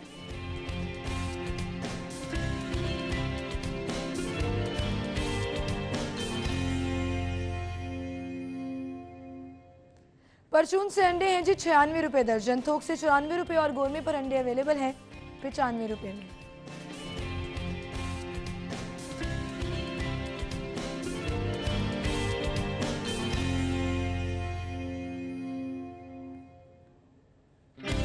और अब मुख्तलिफ मूवी टाइमिंग्स आपको बताएंगे बिग स्क्रीन में।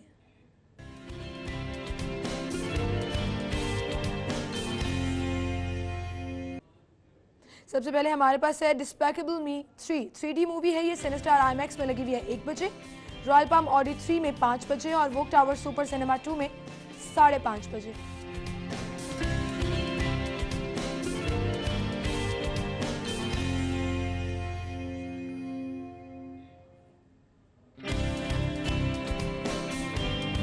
Pirates of the Caribbean dead man tell no tales 3D 5 बजे लगी हुई है सिनेस्टार आईमैक्स में, 9:30 बजे, 3 बजे और 10:30 बजे वोक टावर सुपर सिनेमा 3 में और 7:15 बजे वोक टावर सुपर सिनेमा 2 में।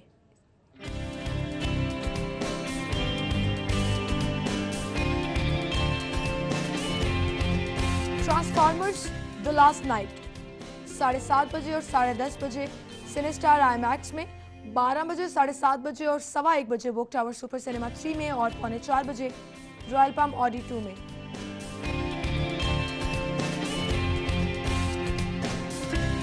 मेहरुन्निसा वी लव यू 6 बजे, 2 बजे और 11:30 बजे सिनेस्टार टाउनशिप में, 9:45 बजे, 12:30 बजे, 8 बजे वोक टावर सुपर सिनेमा 2 में और 11 बजे रॉयल पाम ऑडी 2 में।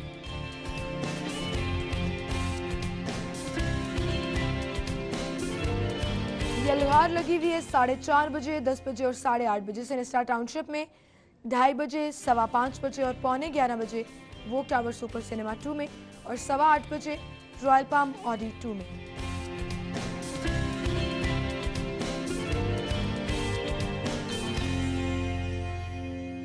बेबी ड्राइवर 4 बजे सिनेस्टार टाउनशिप में, 2 बजे सिनेस्टार जन्वा मॉल और 3:30 बजे यूनिवर्सल सिनेमा में।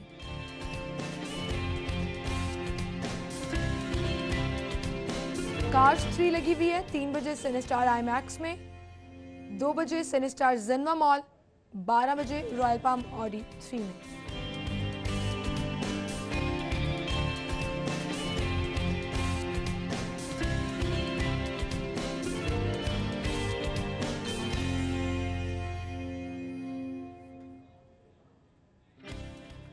और इसी के साथ नाज़रीन एक ब्रेक की तरफ चलेंगे। ब्रेक के बाद आप अना यूसुफ से हेडलाइंस जानिएगा और फिर प्रोग्राम का सिलसिला आगे बढ़ाएंगे। हमारे साथ रहिएगा।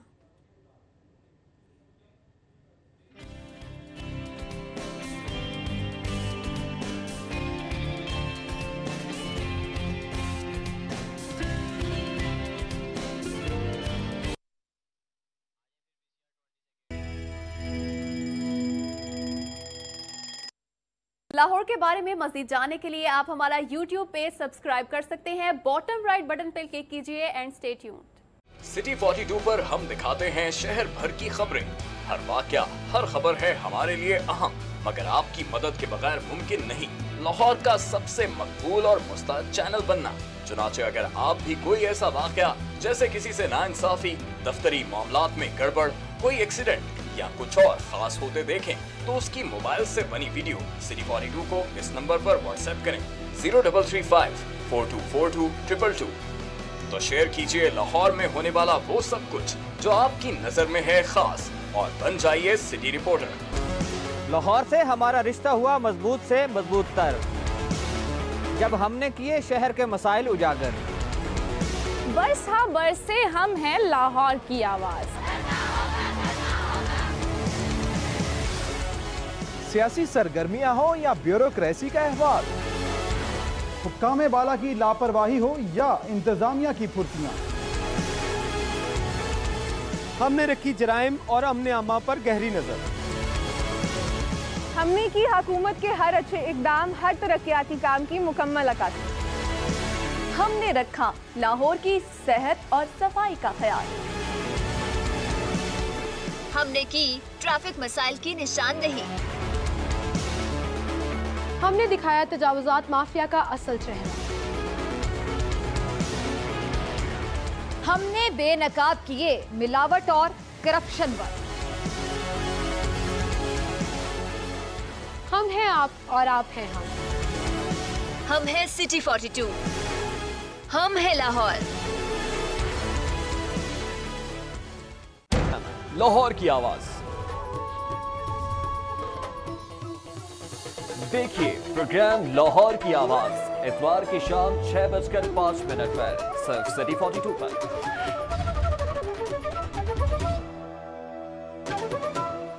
सेहत का ख्याल ना रखा जाए तो ख्याल की सेहत बिगड़ जाती है।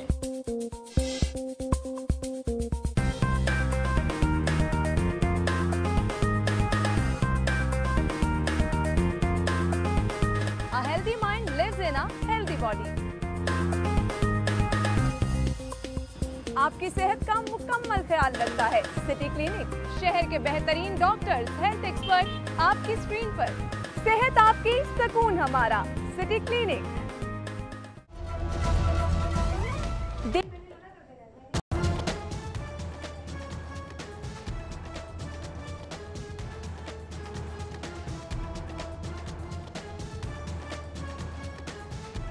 पंजाब पुलिस की सरबराही कौन करेगा, फैसले की घड़ी नजदीक आ गई।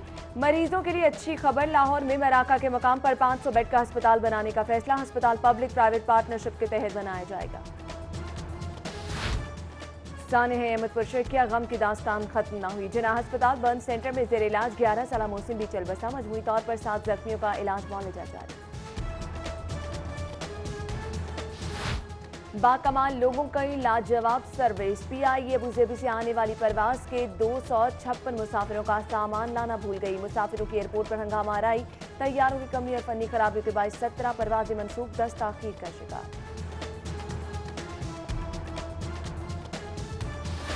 तौहीन अदालत की दरख्वास्त पर CCPO मीन वेंस हाईकोर्ट में पेश। अदालत का CCPO को दरख्वास्त गुजार को सुनकर 3 रोज में फैसले का हुक्म। पेशी से कबल CCPO की रजिस्ट्रार हाईकोर्ट से भी मुलाकात। LDA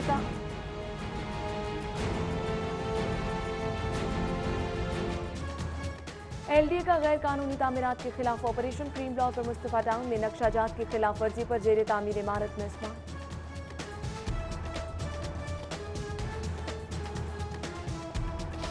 वज़ीर आला शहबाज शरीफ की जानिब से चीनी कंपनियों के हुक्काम के एजाज में इस्तकबाल। हक उदहन जवाल पुलिस ने बहन को कत्ल करने वाला भाई गिरफ्तार कर लिया।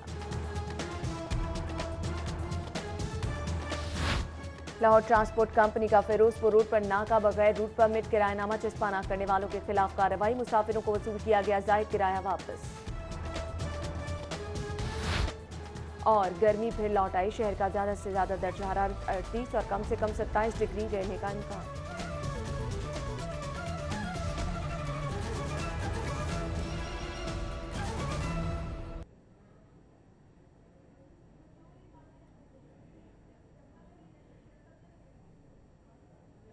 इसके साथ ही न्यूज स्टूडियो से अब तक के लिए इतना ही। मजीद बाखबर रहने के लिए देखते रहिए सिटी 42।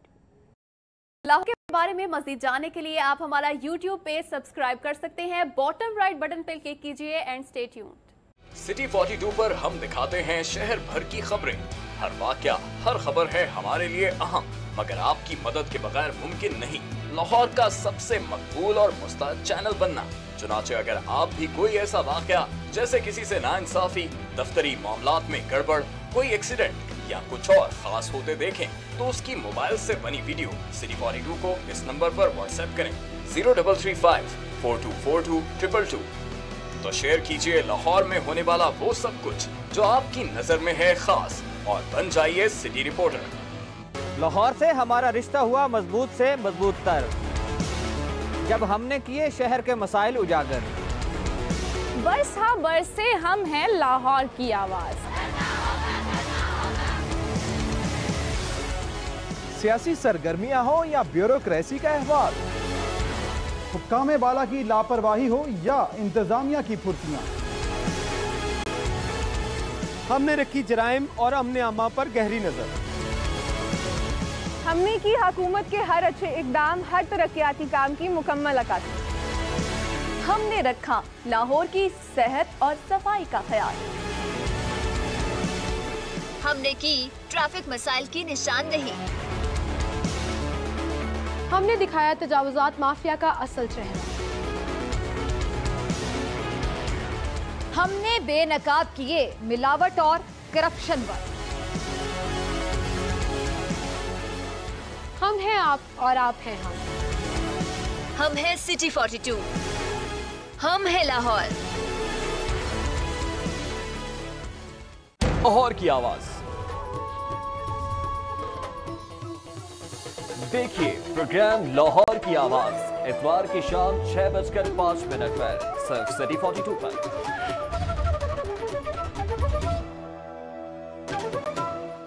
सेहत का ख्याल ना रखा जाए तो ख्याल की सेहत बिगड़ जाती है।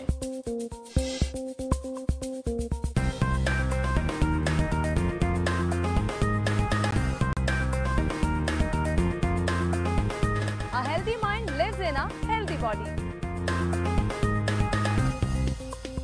आपकी सेहत का मुकम्मल ख्याल रखता है सिटी क्लिनिक। शहर के बेहतरीन डॉक्टर्स, हेल्थ एक्सपर्ट आपकी स्क्रीन पर। सेहत आपकी, सुकून हमारा, सिटी क्लिनिक। देखिए प्रोग्राम सिटी क्लिनिक हफ्ता और पीर की शाम। खुशामदीद कहेंगे आपको स्टूडियो में। नाज़रीन, इस वक्त मेरे साथ स्टूडियो में skin specialist dermatologist doctor Ali Kazmi मौजूद हैं। उनसे हम बात करेंगे और देखेंगे कि हमें स्किन का ख्याल रखने के लिए किन किन चीज़ों का ख्याल रखना पड़ता है। अस्सलाम वालेकुम डॉक्टर साहब, क्या हाल चाल है? Thank you so much for coming. It's always a pleasure जब भी आपसे बात होती है। कुछ ना कुछ नया सीखने को मुझे भी मिलता है एंड डेफिनेटली जो लोग प्रोग्राम देख रहे होते हैं उनको भी मिलता है। लोगों को फायदा होना चाहिए। बिल्कुल। ऑयली स्किन के हवाले से आज मैं सबसे पहले बात करना चाहूँगी, क्योंकि मौसम भी तब्दील हो रहा है और ऐसे में लोगों को जब हब्स हो जाता है, गर्मी हो जाती है, तो बहुत ज़्यादा ऑयल मुंह पर आ जाता है। इसका क्या इलाज? देखिए, 3 टाइप ऑफ स्किन होती हैं, जिसमें एक होती है ड्राई स्किन, एक होती है ऑयली स्किन और एक मिक्स्ड स्किन होती है लोगों की। ज़्यादातर ऑयली स्किन लोगों की होती है जो टी जोन ऑयली होता है, नाक का और बटरफ्लाई एरिया इसको हम कहते हैं, ये ऑयली ज़्यादा होता है। उसमें ये होता है कि ये इनहेरिटेंस में चीज़ आती है। कई लोग होते हैं उनको स्किन जो मिलती है इनहेरिटेंस में जेनेटिकली माँ बाप से मिली होती है। ओवर ड्राई स्किन्स भी होती हैं, और मगर वो बहुत गर्मी के अंदर कुछ ऐसी स्किन्स होती हैं नॉर्मली तो ठीक होती हैं, पर ये जो गर्म मौसम हबस ये वाला आजकल चल रहा है, इसमें बहुत ऑयली ज़्यादा हो जाती है स्किन। उसमें आप कर नहीं कुछ सकते, क्योंकि ये तो जेनेटिकली आपका स्किन इनहेरिटेंस में मिली हुई है। कोई ट्रीटमेंट ऐसा नहीं है कि हम कहें ये गोली या ये ट्यूब या ये चीज़ लगा लो तो सारी ज़िंदगी के लिए आप ठीक हो जाएगा, ऑयल ख़त्म हो जाएगा। कतई कुछ ऐसी चीज़ नहीं है। उसमें ये करना पड़ता है कि हमें वक्ती तौर पे ऐसे कुछ सोप्स, लोशंस, फेस वॉशेस ऐसे यूज़ करने पड़ते हैं कि जो वक्ती तौर पे आपके जो एक्सेस ऑफ द ऑयल इस मौसम में ज़्यादा हमारे सेबेशियस ग्लैंड्स की सेक्रीशंस बढ़ जाती हैं, जिसकी वजह से सारे चेहरे पे चिकनाहट सी ऑयली आती है, वो हमें देने पड़ते हैं कि आप वो वाले फेस वॉशेस वगैरह यूज़ करें जो वक्ती तौर पे स्किन को ड्राई करें। उसके साथ साथ हम मरीज़ को मना करते हैं कि आपने यहाँ पर कोई ऑयली मॉइस्चराइज़र नहीं एक्स्ट्रा लगाना, क्योंकि आप अगर ऑलरेडी है और लोग कहते हैं नहीं जी हमें मॉइस्चराइज़र लगाने, तो हम कहते हैं आपने ऑयली मॉइस्चराइज़र नहीं लगाना उसके ऊपर, या ऑयली सनब्लॉक जो इस्तेमाल करते हैं। जी बिल्कुल, यहाँ पर वही में आने लगा था कि अगला पॉइंट ये उसके अंदर आ रहा है कि वेरी इंपॉर्टेंट इज़ आजकल के मौसम में सन ब्लॉक, क्योंकि लोग यही इसी मौसम में कहते हैं जी हम डार्क होना शुरू हो जाते हैं। ऑयलीनेस जो है ये डार्कनेस भी प्रोड्यूस करना शुरू कर देती है, इसलिए आप नोट करें कि बरसात के हबस के गर्मी मौसम में लोगों के कलर्स जो हैं ये डल पड़ने शुरू हो जाते हैं। उसमें बहुत ज़रूरी है सन ब्लॉक। अब सन ब्लॉक हमेशा मैं बताता हूँ कि एक रीज़नेबल नॉर्मल सा जो मार्केट है फेस के ऊपर वो, तो इसलिए बाहर अगर निकलना है तो सबको मस्ट है सन ब्लॉक आज का लगाना, क्योंकि ये धूप ज़्यादा ख़राब करती है। कैसे? बरसात का मौसम आता है और धूप के अंदर क्या होता है, क्योंकि देखें वैसे तो इतना पोल्यूशन, सारी डर्ट होती है, बरसात में बारिश के बाद आप देखते नहीं है सब धुल जाता है, साफ हो जाता है और सूरज की शुआएं जो है वो डायरेक्ट और स्ट्रांग हो जाती हैं उसके अंदर। तो then you need something definitely to apply on your face. उसके लिए बेस्ट है कि आपको sun block at least SPF 60 water base होना चाहिए, बाहर निकलें। और एक और कॉन्सेप्ट है लोगों का, गलत कॉन्सेप्ट, कि वो कहते हैं जी एक दफ़ा सन ब्लॉक लगा लिया सारा दिन चलेगा। कतई ऐसी बात नहीं है। सन ब्लॉक 3 से 4 घंटे के बाद दोबारा लगाना पड़ता है। इसका इफेक्ट 3-4 घंटे रहता है, फिर आप मुंह धो लें या ना धोएं या उसी पे दोबारा लगा सकते हैं। अगर दोबारा बच्चों ने गेम्स पे जाना है, खेलना है, बच्चों में भी बहुत ज़रूरी, क्योंकि देखें ना स्कूल में बच्चे हैं, सुबह लगा के गए, शाम को फुटबॉल खेलना है, क्रिकेट खेलनी है, जो भी उन्होंने गेम्स करनी, they have to wear it again, क्योंकि नहीं करेंगे तो वो तो सुबह का तो इफेक्ट खत्म हो गया और वहीं से स्किन डार्क। और अच्छा, बहुत से लोगों का ये भी कॉन्सेप्ट है कि सिर्फ जब धूप में जाना है तभी सन ब्लॉक लगाना चाहिए। जी अच्छा, इस तरह है कि कई ये बहुत क्वेश्चंस मुझे फीमेल्स करती हैं कि जी हम किचन में जाती हैं तो क्या हम सन ब्लॉक लगाएं? मैं बताता हूँ कोई ज़रूरत नहीं किचन में जाने के। हीट से सन ब्लॉक का कोई ताल्लुक नहीं है, चूल्हे से सन ब्लॉक का कोई ताल्लुक नहीं है। ये रेज हैं जो सन में से निकल रही हैं, A-B 2 रेज होती हैं जो हमारी स्किन को जलाती हैं, बर्न करती हैं, एजिंग कॉज करती हैं। आप यही देख लें, हमेशा मैं बताता हूँ कि जो लोग गेम्स खेलते हैं, क्रिकेटर्स हैं, कोई और गेम्स खेलते हैं, बाहर सारा दिन धूपों में रहते हैं, उनकी एजिंग बहुत जल्दी आती है, उनके अंदर रिंकल्स पड़ जाते हैं, आंखों के अराउंड रिंकल्स, माथे पे सारे रिंकल्स। वो क्यों पड़ते हैं? जो धूप के अंदर रेज है हमारी, स्पेशल जो A रे है, A और B मैंने जिक्र किया है, जो सन में की रेज आती हैं, इनकी एक वेवलेंथ्स होती हैं। A रेज वो है कि जो आपको एजिंग कॉज करती है। अगर बहुत सारा दिन इंसान सन ब्लॉक के बगैर बाहर निकला रहे तो आपके रिंकल्स बहुत जल्दी आ जाते हैं। जो 50 पे आने 30 पे आपके रिंकल्स पड़ने शुरू हो जाते हैं, क्योंकि स्किन डैमेज हो रही है। जो हमारे फाइबर्स हैं जिन्होंने टॉट रखा हुआ है, स्किन को टाइट रखा हुआ है, वो सब डिस्टॉर्ट होने शुरू हो जाते हैं। तो फिर ऑब्वियसली वो स्किन लूज होना शुरू हो जाती है, रिंकल्स पड़ना शुरू हो जाते हैं। बहुत जरूरी है। जो घरेलू टोटके इस्तेमाल किए जाते हैं ऑयली स्किन को कंट्रोल करने के लिए, जी, वो किस हद तक सूट? हाँ, वो घरेलू टोटके मैं कहूँगा कि ठीक है, वो ठीक होते हैं। फॉर एग्जाम्पल लोग कहते हैं कि जी उपटन लगा लेते हैं ऑयली स्किन को रोकने के लिए। लोग मास्क लगाते हैं, मड मास्क है, क्यूकम्बर मास्क है, एप्रिकॉट मास्क है। What are all these? ये मास्क क्या होता है? मुल्तानी मट्टी वगैरह जिस तरह, ये एक टोटके जिस तरह भी आपने जिक्र किया, तो मैं इनको गलत नहीं कहूँगा। इनका काम क्या होता है? जितनी ये चीज़ें हैं इनको हम कहते हैं अपनी ज़बान में एस्ट्रिंजेंट्स। एस्ट्रिंजेंट वो चीज़ होती है कि जो जब आप लगाओ तो चूस ले किसी चीज़ को, मतलब वो जो हमारे ऑयलीनेस को चूस लेती हैं चीज़ें। तो आप देखो ना, उपटन भी लगाते हैं या मास्क का, तो थोड़ी देर के लिए खिंची खिंची स्किन हो जाती है, ड्राई हो जाती है। हाँ। तो ये चीज़ें हैं कि जो कर सकते हैं, बिल्कुल जो रिक्वायर्ड है आप कर सकते हैं। अब उसमें आप कहो मैं लेमन डाल लूँ तो मैं कहूँगा कतई नहीं, कतई ऐसी चीज़ नहीं करनी है। या मैं जाके कहीं से फेशियल करा लूँ, कतई ऐसी, हम बिल्कुल वो चीज़ें अवॉइड करते हैं और ख़ुद घर में करें। कोई ज़रूरत नहीं ब्यूटी पार्लर्स पे जाने की इन चीज़ों के लिए। आप ख़ुद अगर ये इस तरह की चीज़ नहीं ले सकते, कोई महंगे फेस वॉशेस नहीं ले सकते हैं, ऑयल अपना जिनके अंदर ऐसी चीज़ें डली होती हैं कि जो फेस को ये इम्प्रूव करते हैं ऑयलीनेस को, तो ठीक है, आप ये चीज़ें यूज़ कर सकते हैं, उनको इस्तेमाल कर सकते हैं। अच्छा, ये जो एलोवेरा का इस्तेमाल कहा जाता है, ये किस हद तक? एलोवेरा को कहा जाता है आम ज़बान में, इसको उर्दू में लोगों को नहीं पता होगा, एलोवेरा कवार गंदल एक चीज़ होती है, एक पौधा होता है, उसके अंदर से एक्सट्रैक्ट किया जाता है, ये निकाला जाता है aloe vera. Aloe vera is a very good thing skin के लिए। किस तरह? It's an antioxidant. एंटीऑक्सीडेंट का क्या काम होता है? जितनी दुनिया में एंटीऑक्सीडेंट्स चीज़ें हैं, एक बड़ा कॉमन नाम है जो लिया जाता है, ये जी एंटीऑक्सीडेंट है, ये ग्लूटाथियोन एंटीऑक्सीडेंट है, विटामिन सी, ये जो वाइटनिंग के इंजेक्शंस लगाए जाते हैं उसमें भी ये एंटीऑक्सीडेंट टाइप जो है वो यूज़ की जाती है। ये तो आपने वही बात कर दी है कि मेरी दुखती रग पे हाथ रख दिया आपने, क्योंकि मैं हर प्रोग्राम में मैं इसका ज़रूर जिक्र इसलिए ज़रूर करता हूँ ताकि शायद पिछले प्रोग्राम में किसी ने हमारी बात ना सुनी हो तो आज वो ज़रूर सुने। एक कॉन्टिन्यूस रिमाइंडर जो है वो लोगों को मिल जाए। लेकिन अभी हम एलोवेरा को कंटिन्यू करेंगे और फिर चले, पहले मैं एलोवेरा पे आता हूँ। एलोवेरा वो चीज़ है जो एंटीऑक्सीडेंट ही होता है, मॉइस्चराइज़र है, एक गुड मॉइस्चराइज़र आप अगर स्किन पे लगाएं ये हेल्दी करता है। अब मॉइस्चराइज़र्स क्या हैं? लोग समझते हैं कि जी गर्मी के मौसम में मॉइस्चराइज़र नहीं चाहिए। मैं कहता हूँ नहीं, आपको हाथ पे, बाजू पे या कहीं पर भी इसलिए मॉइस्चराइज़र चाहिए होता है कि आपके पानी के वाटर लॉस को रोकता है बॉडी के अंदर से। हमें नीडेड है पानी का वाटर वहाँ पर, ये एक बैरियर बना देता है, मगर ऑयली बेस्ड नहीं होना चाहिए। बात वहीं आ गई। तो एलोवेरा क्या करता है, ये एक मॉइस्चराइज़र है, ये जो कि उसको हाइड्रेट करेगा हमारी स्किन को। तो it's a very good thing to apply on to the skin. इसने कोई ठीक नहीं करना किसी चीज़ को, ये कोई दवाई नहीं है, लेकिन एक फ्रेशनेस आपकी सॉफ्टनेस, एक जो लस्टर ऑफ द स्किन है, जो आप कहते हैं कि स्किन की एक वो अच्छी तरह ग्लोइंग हो जाए उससे, तो ये एडवांटेज देता है उसके अंदर। बिल्कुल सही। और अब हम वाइटनिंग की तरफ चलेंगे। लोगों को गोरा होने का बड़ा शौक है और बहुत से डॉक्टर्स, आप हमेशा इसको डिनाई करके जाते हैं, आप हमेशा बोलते हैं कि ये इसके साइड इफ़ेक्ट्स बहुत ज़्यादा हैं। इवन अब तो मुझे भी पता लग गया, लेकिन बहुत से सर्टिफाइड डॉक्टर्स जो हैं वो रिकमेंड कर रहे हो। आप कहती हैं सर्टिफाइड डॉक्टर्स, बहुत मैं कहूँगा हर वे में डॉक्टर इसको कर रहे हैं। मैं तो किसी ब्यूटी पार्लर का जिक्र भी नहीं कर रहा। और मैं हैरान होता हूँ कि जब मीडिया पे आके डॉक्टर्स बैठ के बात करते हैं इस बारे में, जबकि उनको खुद भी पता है कि मैं तो हमेशा एक बात कहता हूँ, जी चलें हम इस बात को रैप अप आज इस तरह कर लेते हैं इन इंजेक्शंस के बारे में, कि मैं कहता हूँ 10 लोगों को आप इंजेक्शंस लगा दें, खाली कुछ ना दें, और उनका इफ़ेक्ट देखें कोई इफ़ेक्ट आया,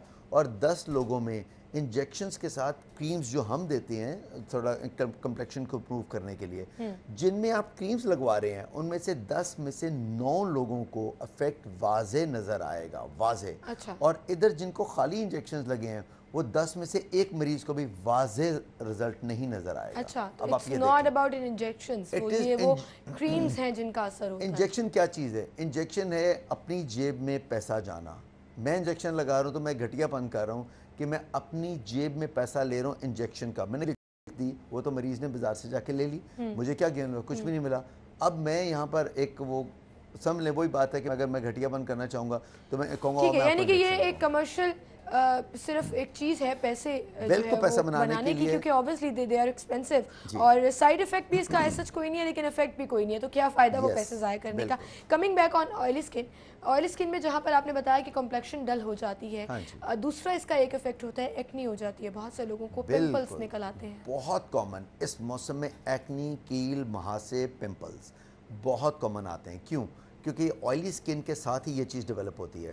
ऑयली स्किन हुई, फेस पे पोर्स बंद हुए, ब्लॉक हुए, ऑयल ज़्यादा प्रोडक्शन हुआ, आपके डक्ट्स बंद होगी जहाँ पर से ये ग्लैंड्स उठने हैं, सेबेशियस ग्लैंड, एक्नी बन जाती है। अब क्या होता है इसमें, इसलिए हम कहते हैं इस मौसम में ज़्यादा से ज़्यादा मुँह धोएं, दिन में 2 से 3 से 4 दफ़ा भी धो लें जिनकी ऑयली स्किन बहुत ज़्यादा है। मगर अगर उनको साथ में एक्नी बढ़ गई है, कुछ ऐसी दवाइयाँ हैं, मैं हमेशा बताता हूँ कि जिनमें एक्नी जो है उसके लिए एक स्पेशल अब इलाज आ गया जो हमेशा के लिए एक्नी कर देता है। मगर वो इलाज भी इस मौसम में, गंदे मौसम में, हमें कभी कभार हर साल महीने के लिए वो रिपीट करना पड़ता है वो वाला ट्रीटमेंट, क्योंकि वो ट्रीटमेंट ऐसा है कि जो अंदर से जाके जहाँ ऑयली ग्लैंड्स की सिक्रीशंस हैं उनको वो ख़त्म कर देता है, निचोड़ देता है ऑयली ग्लैंड को। तो बल्कि वो वाहिद एक ग्लैंड्स पे सीधा जाकर करे, चेहरे एक्नी डेवलप हो रही होती है कील महासे,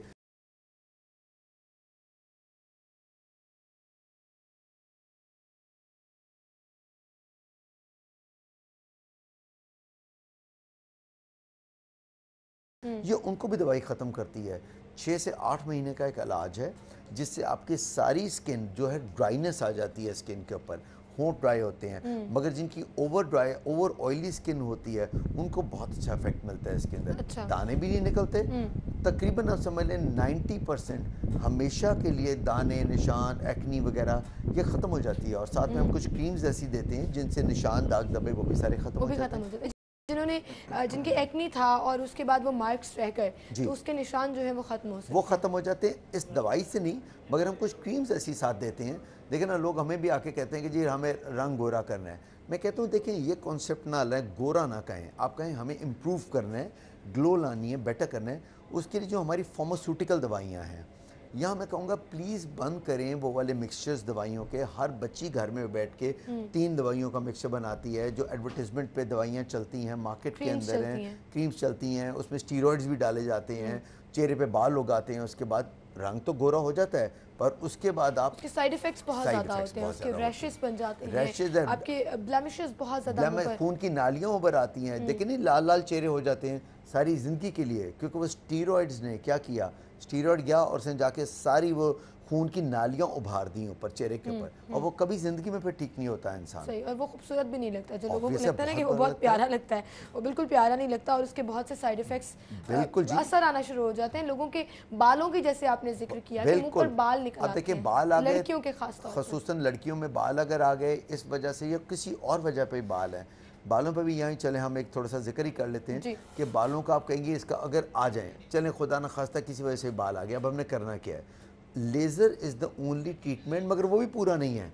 ये भी लोग गलत बता के जाते हैं कि जी लेज़र से बाल खत्म हो जाएंगे, ऐसा नहीं होता। रिडक्शन होती है, कम हो जाएंगे, लाइट हो जाएंगे, सॉफ्ट हो जाएंगे, हल्के हो जाएंगे, एंड वो भी कम से कम 10 से 12 सिटिंग्स लगती हैं लेज़र की। ये नहीं होता कि एक बारी आपने लेज़र किया और बाल हल्के हो गए, 10 से 12 सेटिंग्स के बाद हल्के। और अगर किसी की पूरी दाढ़ी है, किसी लड़की के पूरे डार्क मर्दों की तरह बाल हैं, तो वो हल्के होता है होते हैं बैलेंस की वजह से, क्रीम्स की वजह से। उन लड़कियों को चाहिए अपना हार्मोन का चेक कराएं, अपना अल्ट्रासाउंड्स कराएं, एब्डोमेन का, ओवरीज में सिस्ट होती हैं यूजुअली ऐसी लड़कियों के, जो भारी मोटी लड़कियां होती हैं उनमें ज़्यादा ये चीज़ हम देखते हैं। तो इसलिए उनको चाहिए अपना अल्ट्रासाउंड भी कराएं, अपनी देखें कि हमें कुछ ऐसे टेस्ट होते हैं उनके, सीरम टेस्टोस्टेरोन वगैरह लेवल्स होते हैं, वो हमें कराने पड़ते हैं कि कहीं कोई ऐसी प्रॉब्लम तो नहीं, कोई शादी के बाद उनको मज़ीद कोई प्रॉब्लम बन जाए, तो उनको ज़रूर डॉक्टर पहले से जो है वो चेक करा लेना चाहिए। अच्छा डॉक्टर साहब, बहुत से लोगों को ये कंप्लेन होती है कि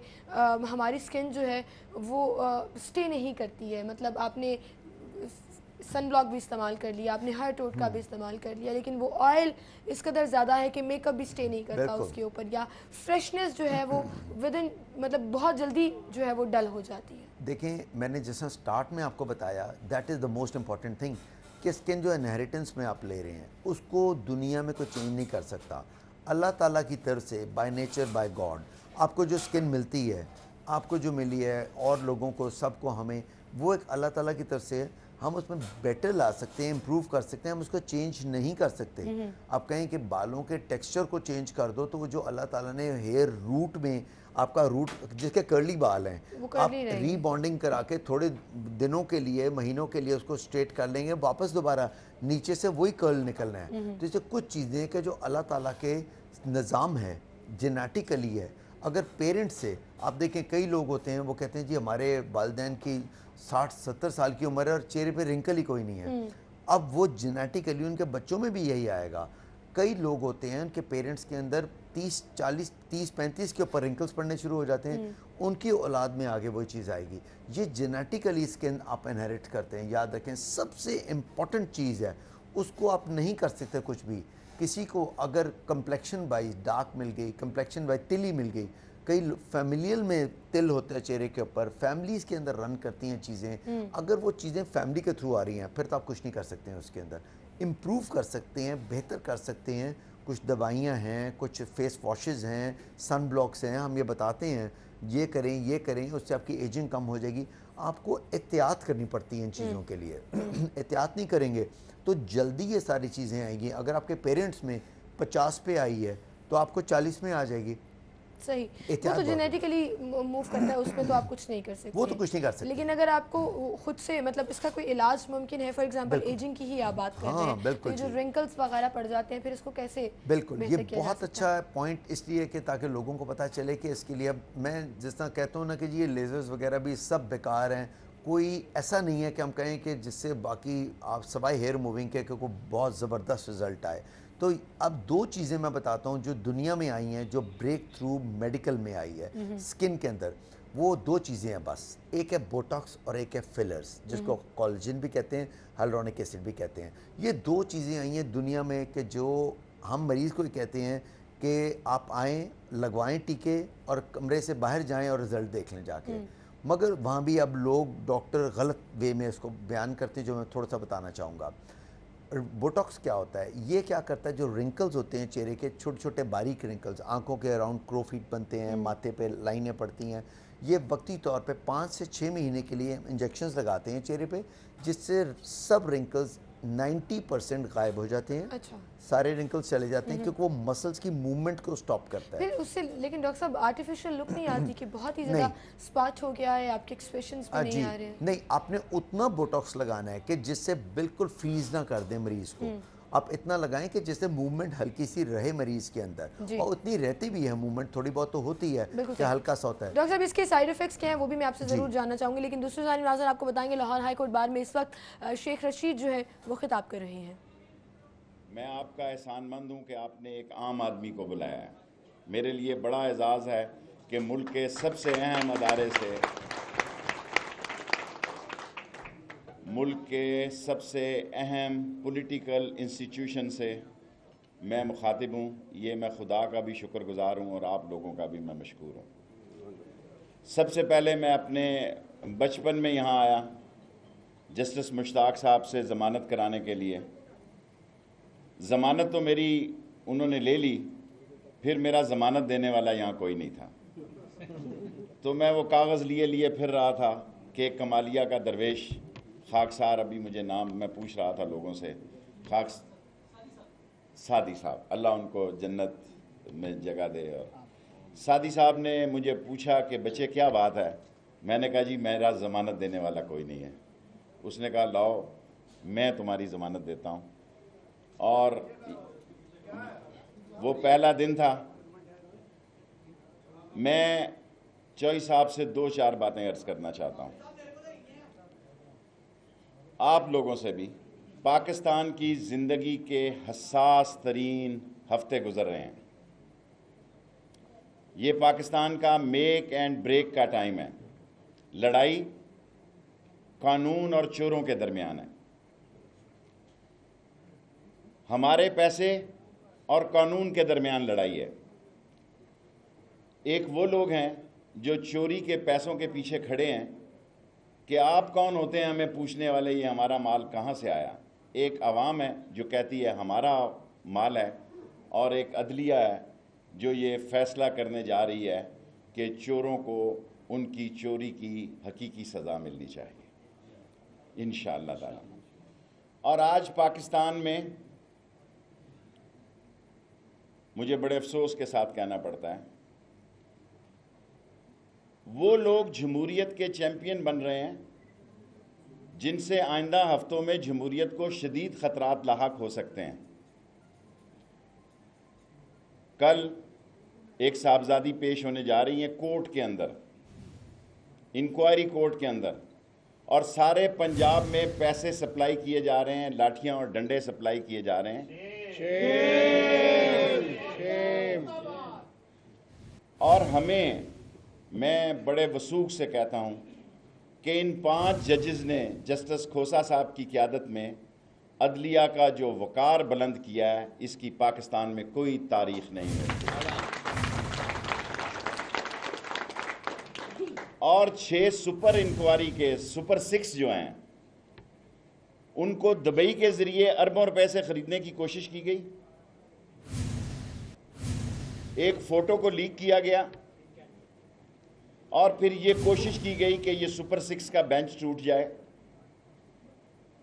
आईबी ने रिपोर्ट दी कि हाँ, हम इस इंक्वायरी जेआईटी को, ये हमारा फ़र्ज़ है कि हम देखें, हम जानें कि इनका शजरा नसब क्या है, इसलिए हमने इनकी ईमेलों में और उनके फ़ोनों में मुदाखलत की। यही नहीं हुआ, बल्कि एक खातून महीन फातिमा ने रिपोर्ट सबमिट कराई कि बाई प्रेशर एससीसीपी के चेयरमैन ने मुझसे हस्बे मंशा बयान दिलवाने के लिए कोशिश की और मेरी ट्रांसफ़र की।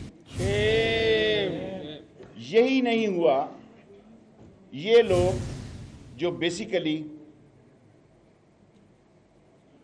इन्होंने, ये नाहल हैं, नलायक हैं, नकम्मे हैं, नकट्टू हैं, करप्ट हैं, डिसऑनेस्ट हैं, स्लगिश हैं, एक्स्ट्रावेगेंट हैं, नॉनसेंस हैं, नॉन डिलीवरर।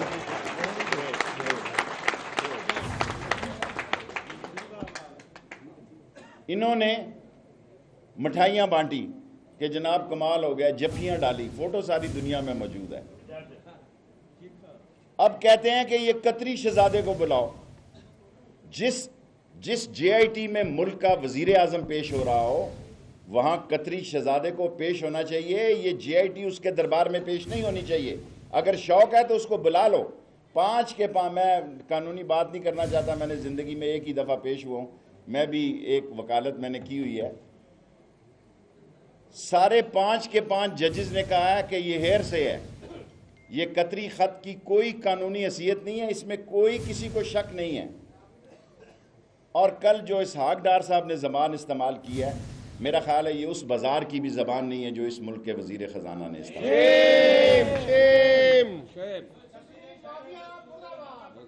और यही नहीं बल्कि मैंने कोर्ट में जस्टिस अजमत साहब को अर्ज़ की कि जस्टिस साहब ये 164, क्योंकि वो मेरे शहर के हैं इसलिए मैंने उनसे मुखातिब किया शेख अजमत साहब को, कि 164 के बयान के तहत रावलपिंडी में कई लोग फांसी के तख्त पे चढ़े हैं और उन्होंने कोर्ट में जाके कहा कि हमसे ये ज़्यादती का बयान दिया गया, हमें फोर्स से बयान दिया गया। और 164 के बयान को मुल्क के वज़ीर ख़जाना कहते हैं इसमें पकौड़े बेचो। और जब उन्होंने जाना था, मैं इस कोर्ट के सामने खुदा को गवाह बना के कहता हूँ, वो ऐसी ज़बान इस्तेमाल करते थे नवाज शरीफ साहब के बारे में जो मुनासिब नहीं है पढ़े लिखे क्राउड में पेश करनी, कि आप चला गया हमें यहाँ छोड़ गया। और आप सारे पढ़े लिखे लोग हैं, आप उसके 64 का बयान पढ़ें, अखबारों में छपा है कि कई दफ़ा जज साहब ने उनसे पूछा देखें कोई आपसे ज़्यादती तो नहीं हो रही, आप थोड़ी देर बाद आके बयान दे दें, कोई आपको अंडर प्रेशर तो नहीं। उन्होंने कहा नहीं जी मैं बखुशी बयान दे रहा हूँ, और एक एक सफ़े पे 2-2 दफ़ा दस्तखत किए हैं। और अब कहते हैं ये दस्तखत क्या चीज़ है। एक्चुअली इनके पास कई दस्तखत हैं, मुझे यकीन है कि मरियम बीबी के दस्तखत भी इन्होंने जाली इस्तेमाल किए हैं, और स्टाम्प पेपर इनका बाद में निकलता है और डीड पहले बनती है। और मसला क्या है, उस बिल्डिंग के नीचे ये कौम से खिताब करते हैं और कहते हैं मेरा ये, मैंने उनसे कहा कि मजाक ना उड़ाओ, जिस बिल्डिंग का वजह पार्क लेन की जो बिल्डिंग है उस बिल्डिंग के नीचे ये खिताब करते हैं। शर्म नहीं आती कि जिस बिल्डिंग की वजह से झगड़ा क्या है जी, झगड़ा सिर्फ इतना है कि ये आप बता दें कि ये माल कहाँ से आया। कोई 20 करोड़ लोगों में ये बात मानने के लिए तैयार नहीं है ये कतरी शहजादों के फ्लैट है। और अगर इसी तरह के डॉक्यूमेंट इस मुल्क में तस्लीम होने हैं तो कल कोई बैंकॉक के नाइट क्लब से ले आएगा, कोई किसी कसिनो से ले आएगा, जनाब ये 6 मिलियन पाउंड इसने रात को जीते थे। इस मुल्क का सारा निज़ाम तबाही के धाने पहुंच चुका है। मैं आपको बताते हुए ये शर्म महसूस करता हूं कि जिस सी पैक से हमें बहुत बड़ी उम्मीद थी उसका काम भी रुक गया है।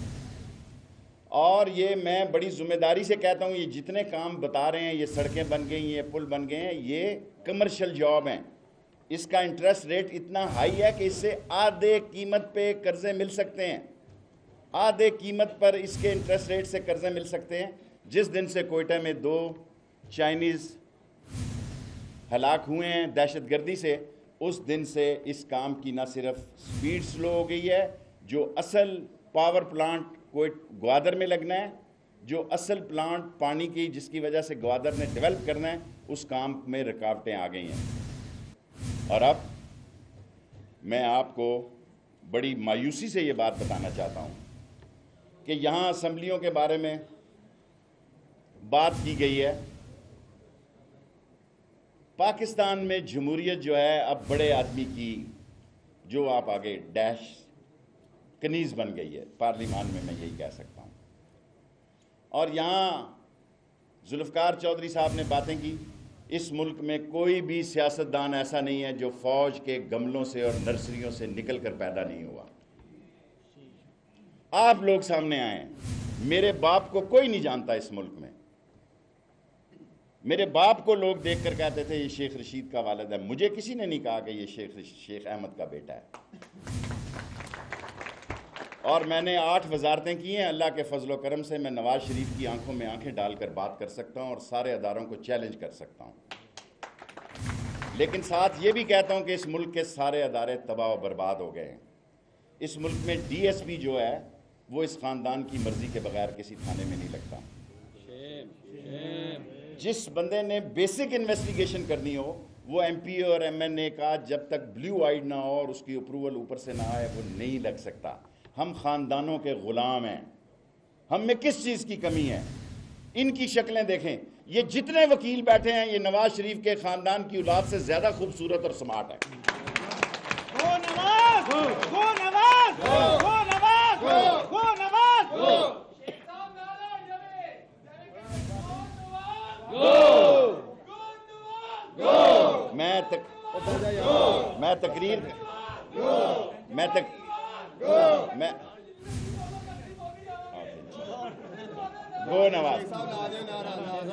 मैं तकरीर तैयार करके नहीं आता, जो अल्लाह ताला मेरे अंदर आमद करता है मैं उसी पे बात करता हूँ।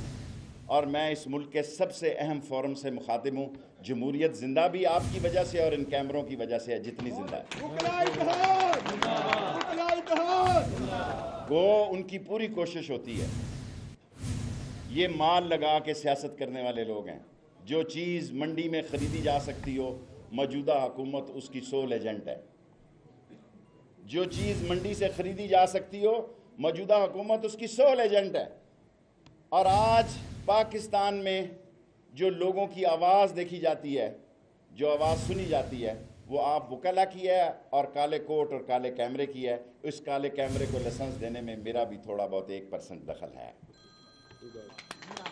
शेख रशीद, शेख रशीद जिंदाबाद, शेख रशीद जिंदाबाद।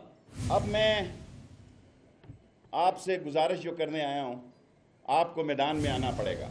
या आपको बदमाशों के आगे हथियार फेंकने पड़ेंगे, या आपको ये कानून के कोट उतार देने चाहिए, या इन किराए के गुंडों से हमेशा हमेशा कानून की रखवाली के लिए और डिक्टेटर के सामने वकील खड़ा हुआ है जी।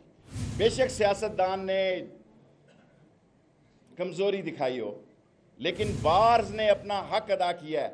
इस वक्त सबसे अहम जंग ये है, मौजूदा हुकूमत चाहती है कि कोई आमिर आए और इस निज़ाम को लपेट दे, उनकी जान बच जाए। हम ये चाहते हैं कि जमहूरियत जिंदा रहे, चोरों को सज़ा मिले, कानून का आलम बुलंद हो और चोर अपनी असली जगह पे पहुंचे जो उनका असल मुकाम। और अगर इन्होंने जेलों में नहीं जाना तो फिर जेलों के फाटक खोल दे। कोई फ़ोन छीनने वाला है, कोई व्हील कप चोरी करने वाला, 80%, 10-20% ऐसे भी मुजरम जेलों में हैं जिनका जमानत देने वाला कोई नहीं। जिस तरह एक दिन मैं था। लोग कहते हैं ये सारी जायदाद हमारी रजिस्ट्री ज़ाया हो जाएगी अगर हमने ज़मानत दी तो। सो इस निज़ाम के लिए आपकी जहाँ मैं खिदमात को सलाम पेश करना चाहता हूँ, और वहाँ मैं महसूस करता हूँ कि आप पर बहुत बड़ी ज़िम्मेदारी है। आप नौजवान हैं और आपका चाहे किसी पार्टी से तल्लक क्यों ना हो, वकील की कोई पार्टी नहीं है। वकील की पार्टी पाकिस्तान, आइन, कानून और इस्लाम है, चाहे उसकी जो भी पार्टी कोई ना हो। और जिस दिन वकील ने ये मुकाम पैदा कर लिया कि इसकी कोई पार्टी नहीं है, इसकी पार्टी पाकिस्तान, इस्लाम और गरीब अवाम है, उस दिन आप देखेंगे इस मुल्क का नक्शा बदल जाएगा। वरना जिन असम्बलियों की चॉइस जुल्फ़कार साहब आप बात करते हैं, वहाँ मेरा स्पीकर ही नहीं खुलता। अब बताएं, मैं पाकिस्तान का सीनियर तरीन पार्लियामेंटेरियन हूँ। चौधरी निसार के अलावा मेरे साथ कोई सीनियर आदमी नहीं है इस पार्लियामेंट में, और मैं 4 दफ़ा नवाज शरीफ को शिकस्त देकर आया हूँ। और आज वो कहते हैं कि मैं असम्बली में नहीं हूँगा, अगली असम्बली में। मैं आपके सामने खुदा से उम्मीद रखता हूँ इंशाअल्लाह मैं असम्बली में होऊंगा, नवाज शरीफ नहीं होगा, नहीं होगा, नहीं होगा। Well done, well done, well done. एक मिनट बस, 2। और क्या हम खानदानों के गुलाम पैदा हुए हैं कि 5 खानदान और उनके 30 नकारा, निकट्ठू, करप्ट? आप देखें इनकी औलादों के रिंग पिस्टन बैठे हुए हैं। मैं मजाक नहीं कर रहा, बाज लोग मेरी बात को मजाक समझ लेते हैं। इन सारे लीडरों की औलाद देखें, इनके प्लगों में कचरा फंसा हुआ है। जिसने करप्शन किया है, अल्लाह ने उसकी औलाद को सजा दी हुई है।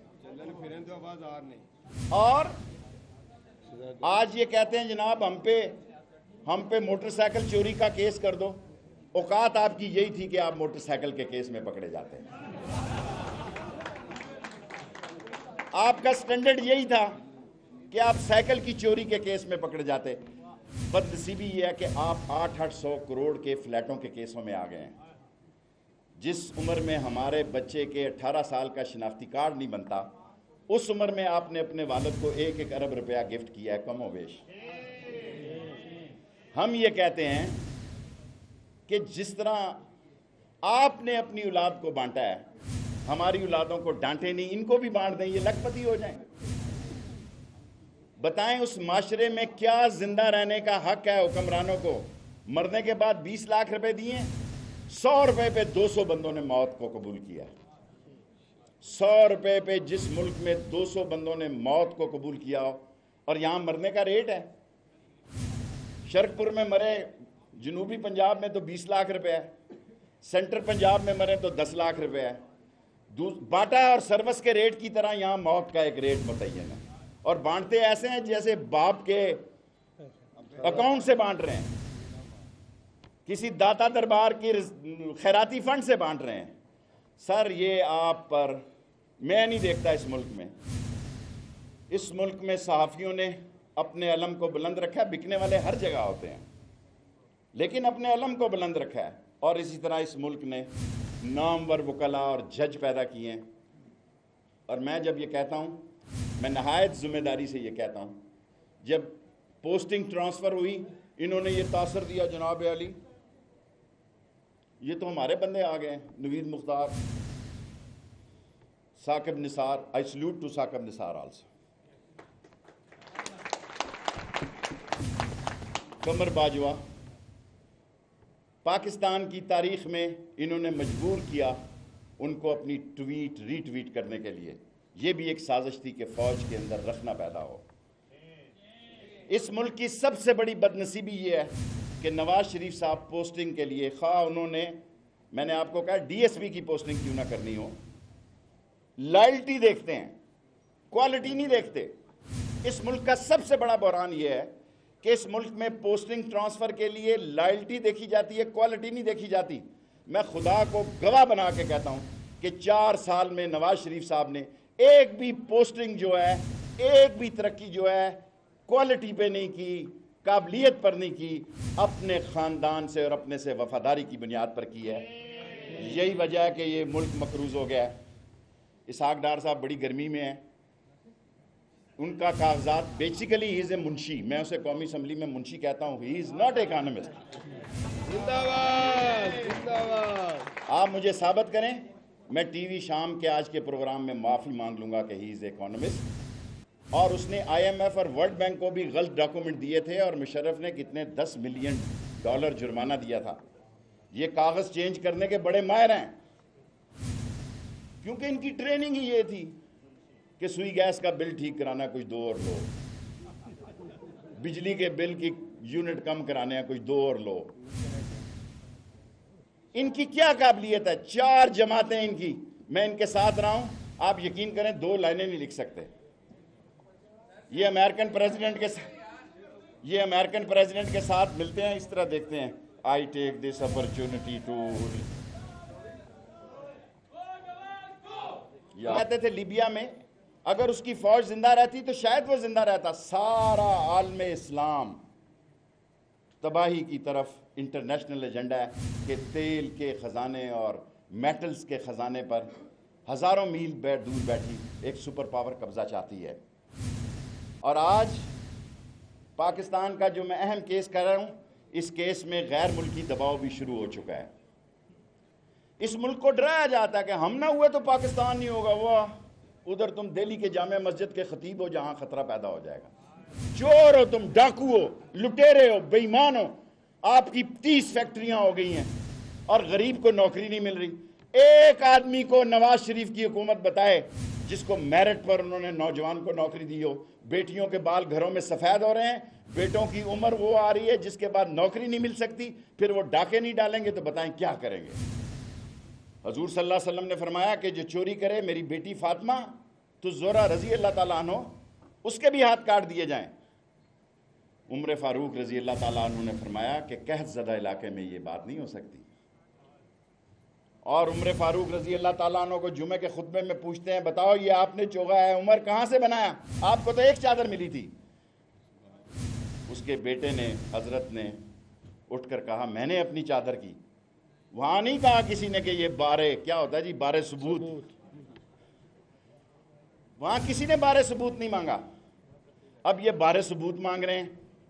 मैं आपको बहुत ध्यानदारी से कहता हूं कि पाकिस्तान के लोग कहते हैं मैं डेटें देता रहता हूं। पिछली दफ़ा मैंने एक ख्याल था मेरा ये कुर्बानी से पहले कुर्बानी हो जाएगी, कसाई भाग गया।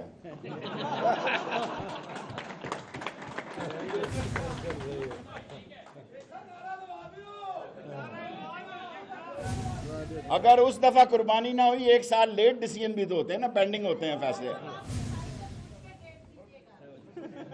देखें अब तो कानून की जो तराजू है, ये कानून की तराजू है जिसमें पाकिस्तान के 5 अजीम जजों ने इंसाफ का फैसला लिखना है, और ये फैसला नवाज शरीफ गो है, गो नवाज शरीफ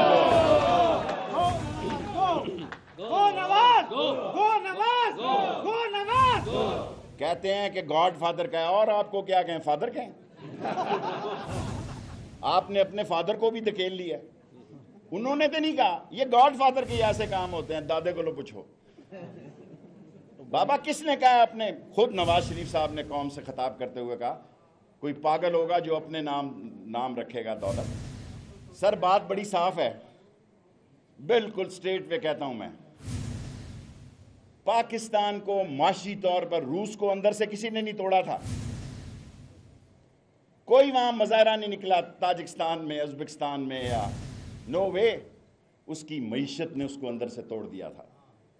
और आज पाकिस्तान का जो 35,000 का मकरूज बच्चा है वो 1,35,000 पे पहुंच गया और अकड़े फिर रहे हैं, इमरान खान को गालियां दे रहे हैं।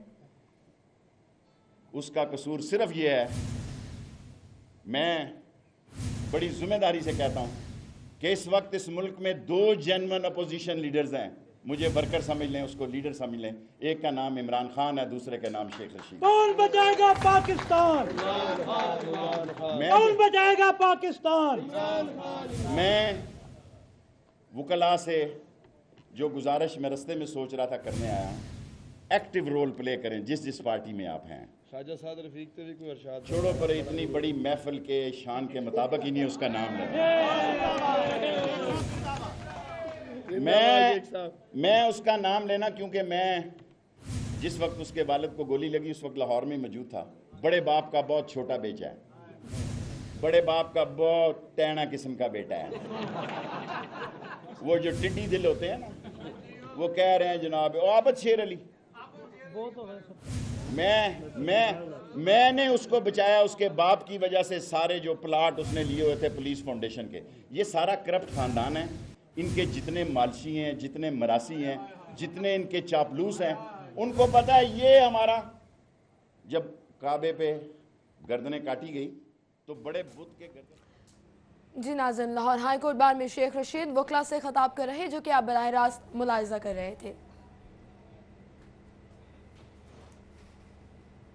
और इसी के साथ हमारा टाइम भी ख़त्म हुआ। डॉक्टर साहब बात करना चाह रही थी मैं, लेकिन टाइम हमारा ख़त्म हो गया और वक्त का तकाज़ा है, हमेशा ही ख़त्म हो जाता है। बहुत शुक्रिया आपकी तशरीफ़ आवरी का। इसी के साथ नाज़रीन हम आपसे भी इजाज़त चाहेंगे। इंशाल्लाह कल सेम टाइम पर फिर से मुलाकात होगी। अपना बहुत सा ख्याल रखिएगा। अल्लाह हाफ़िज़।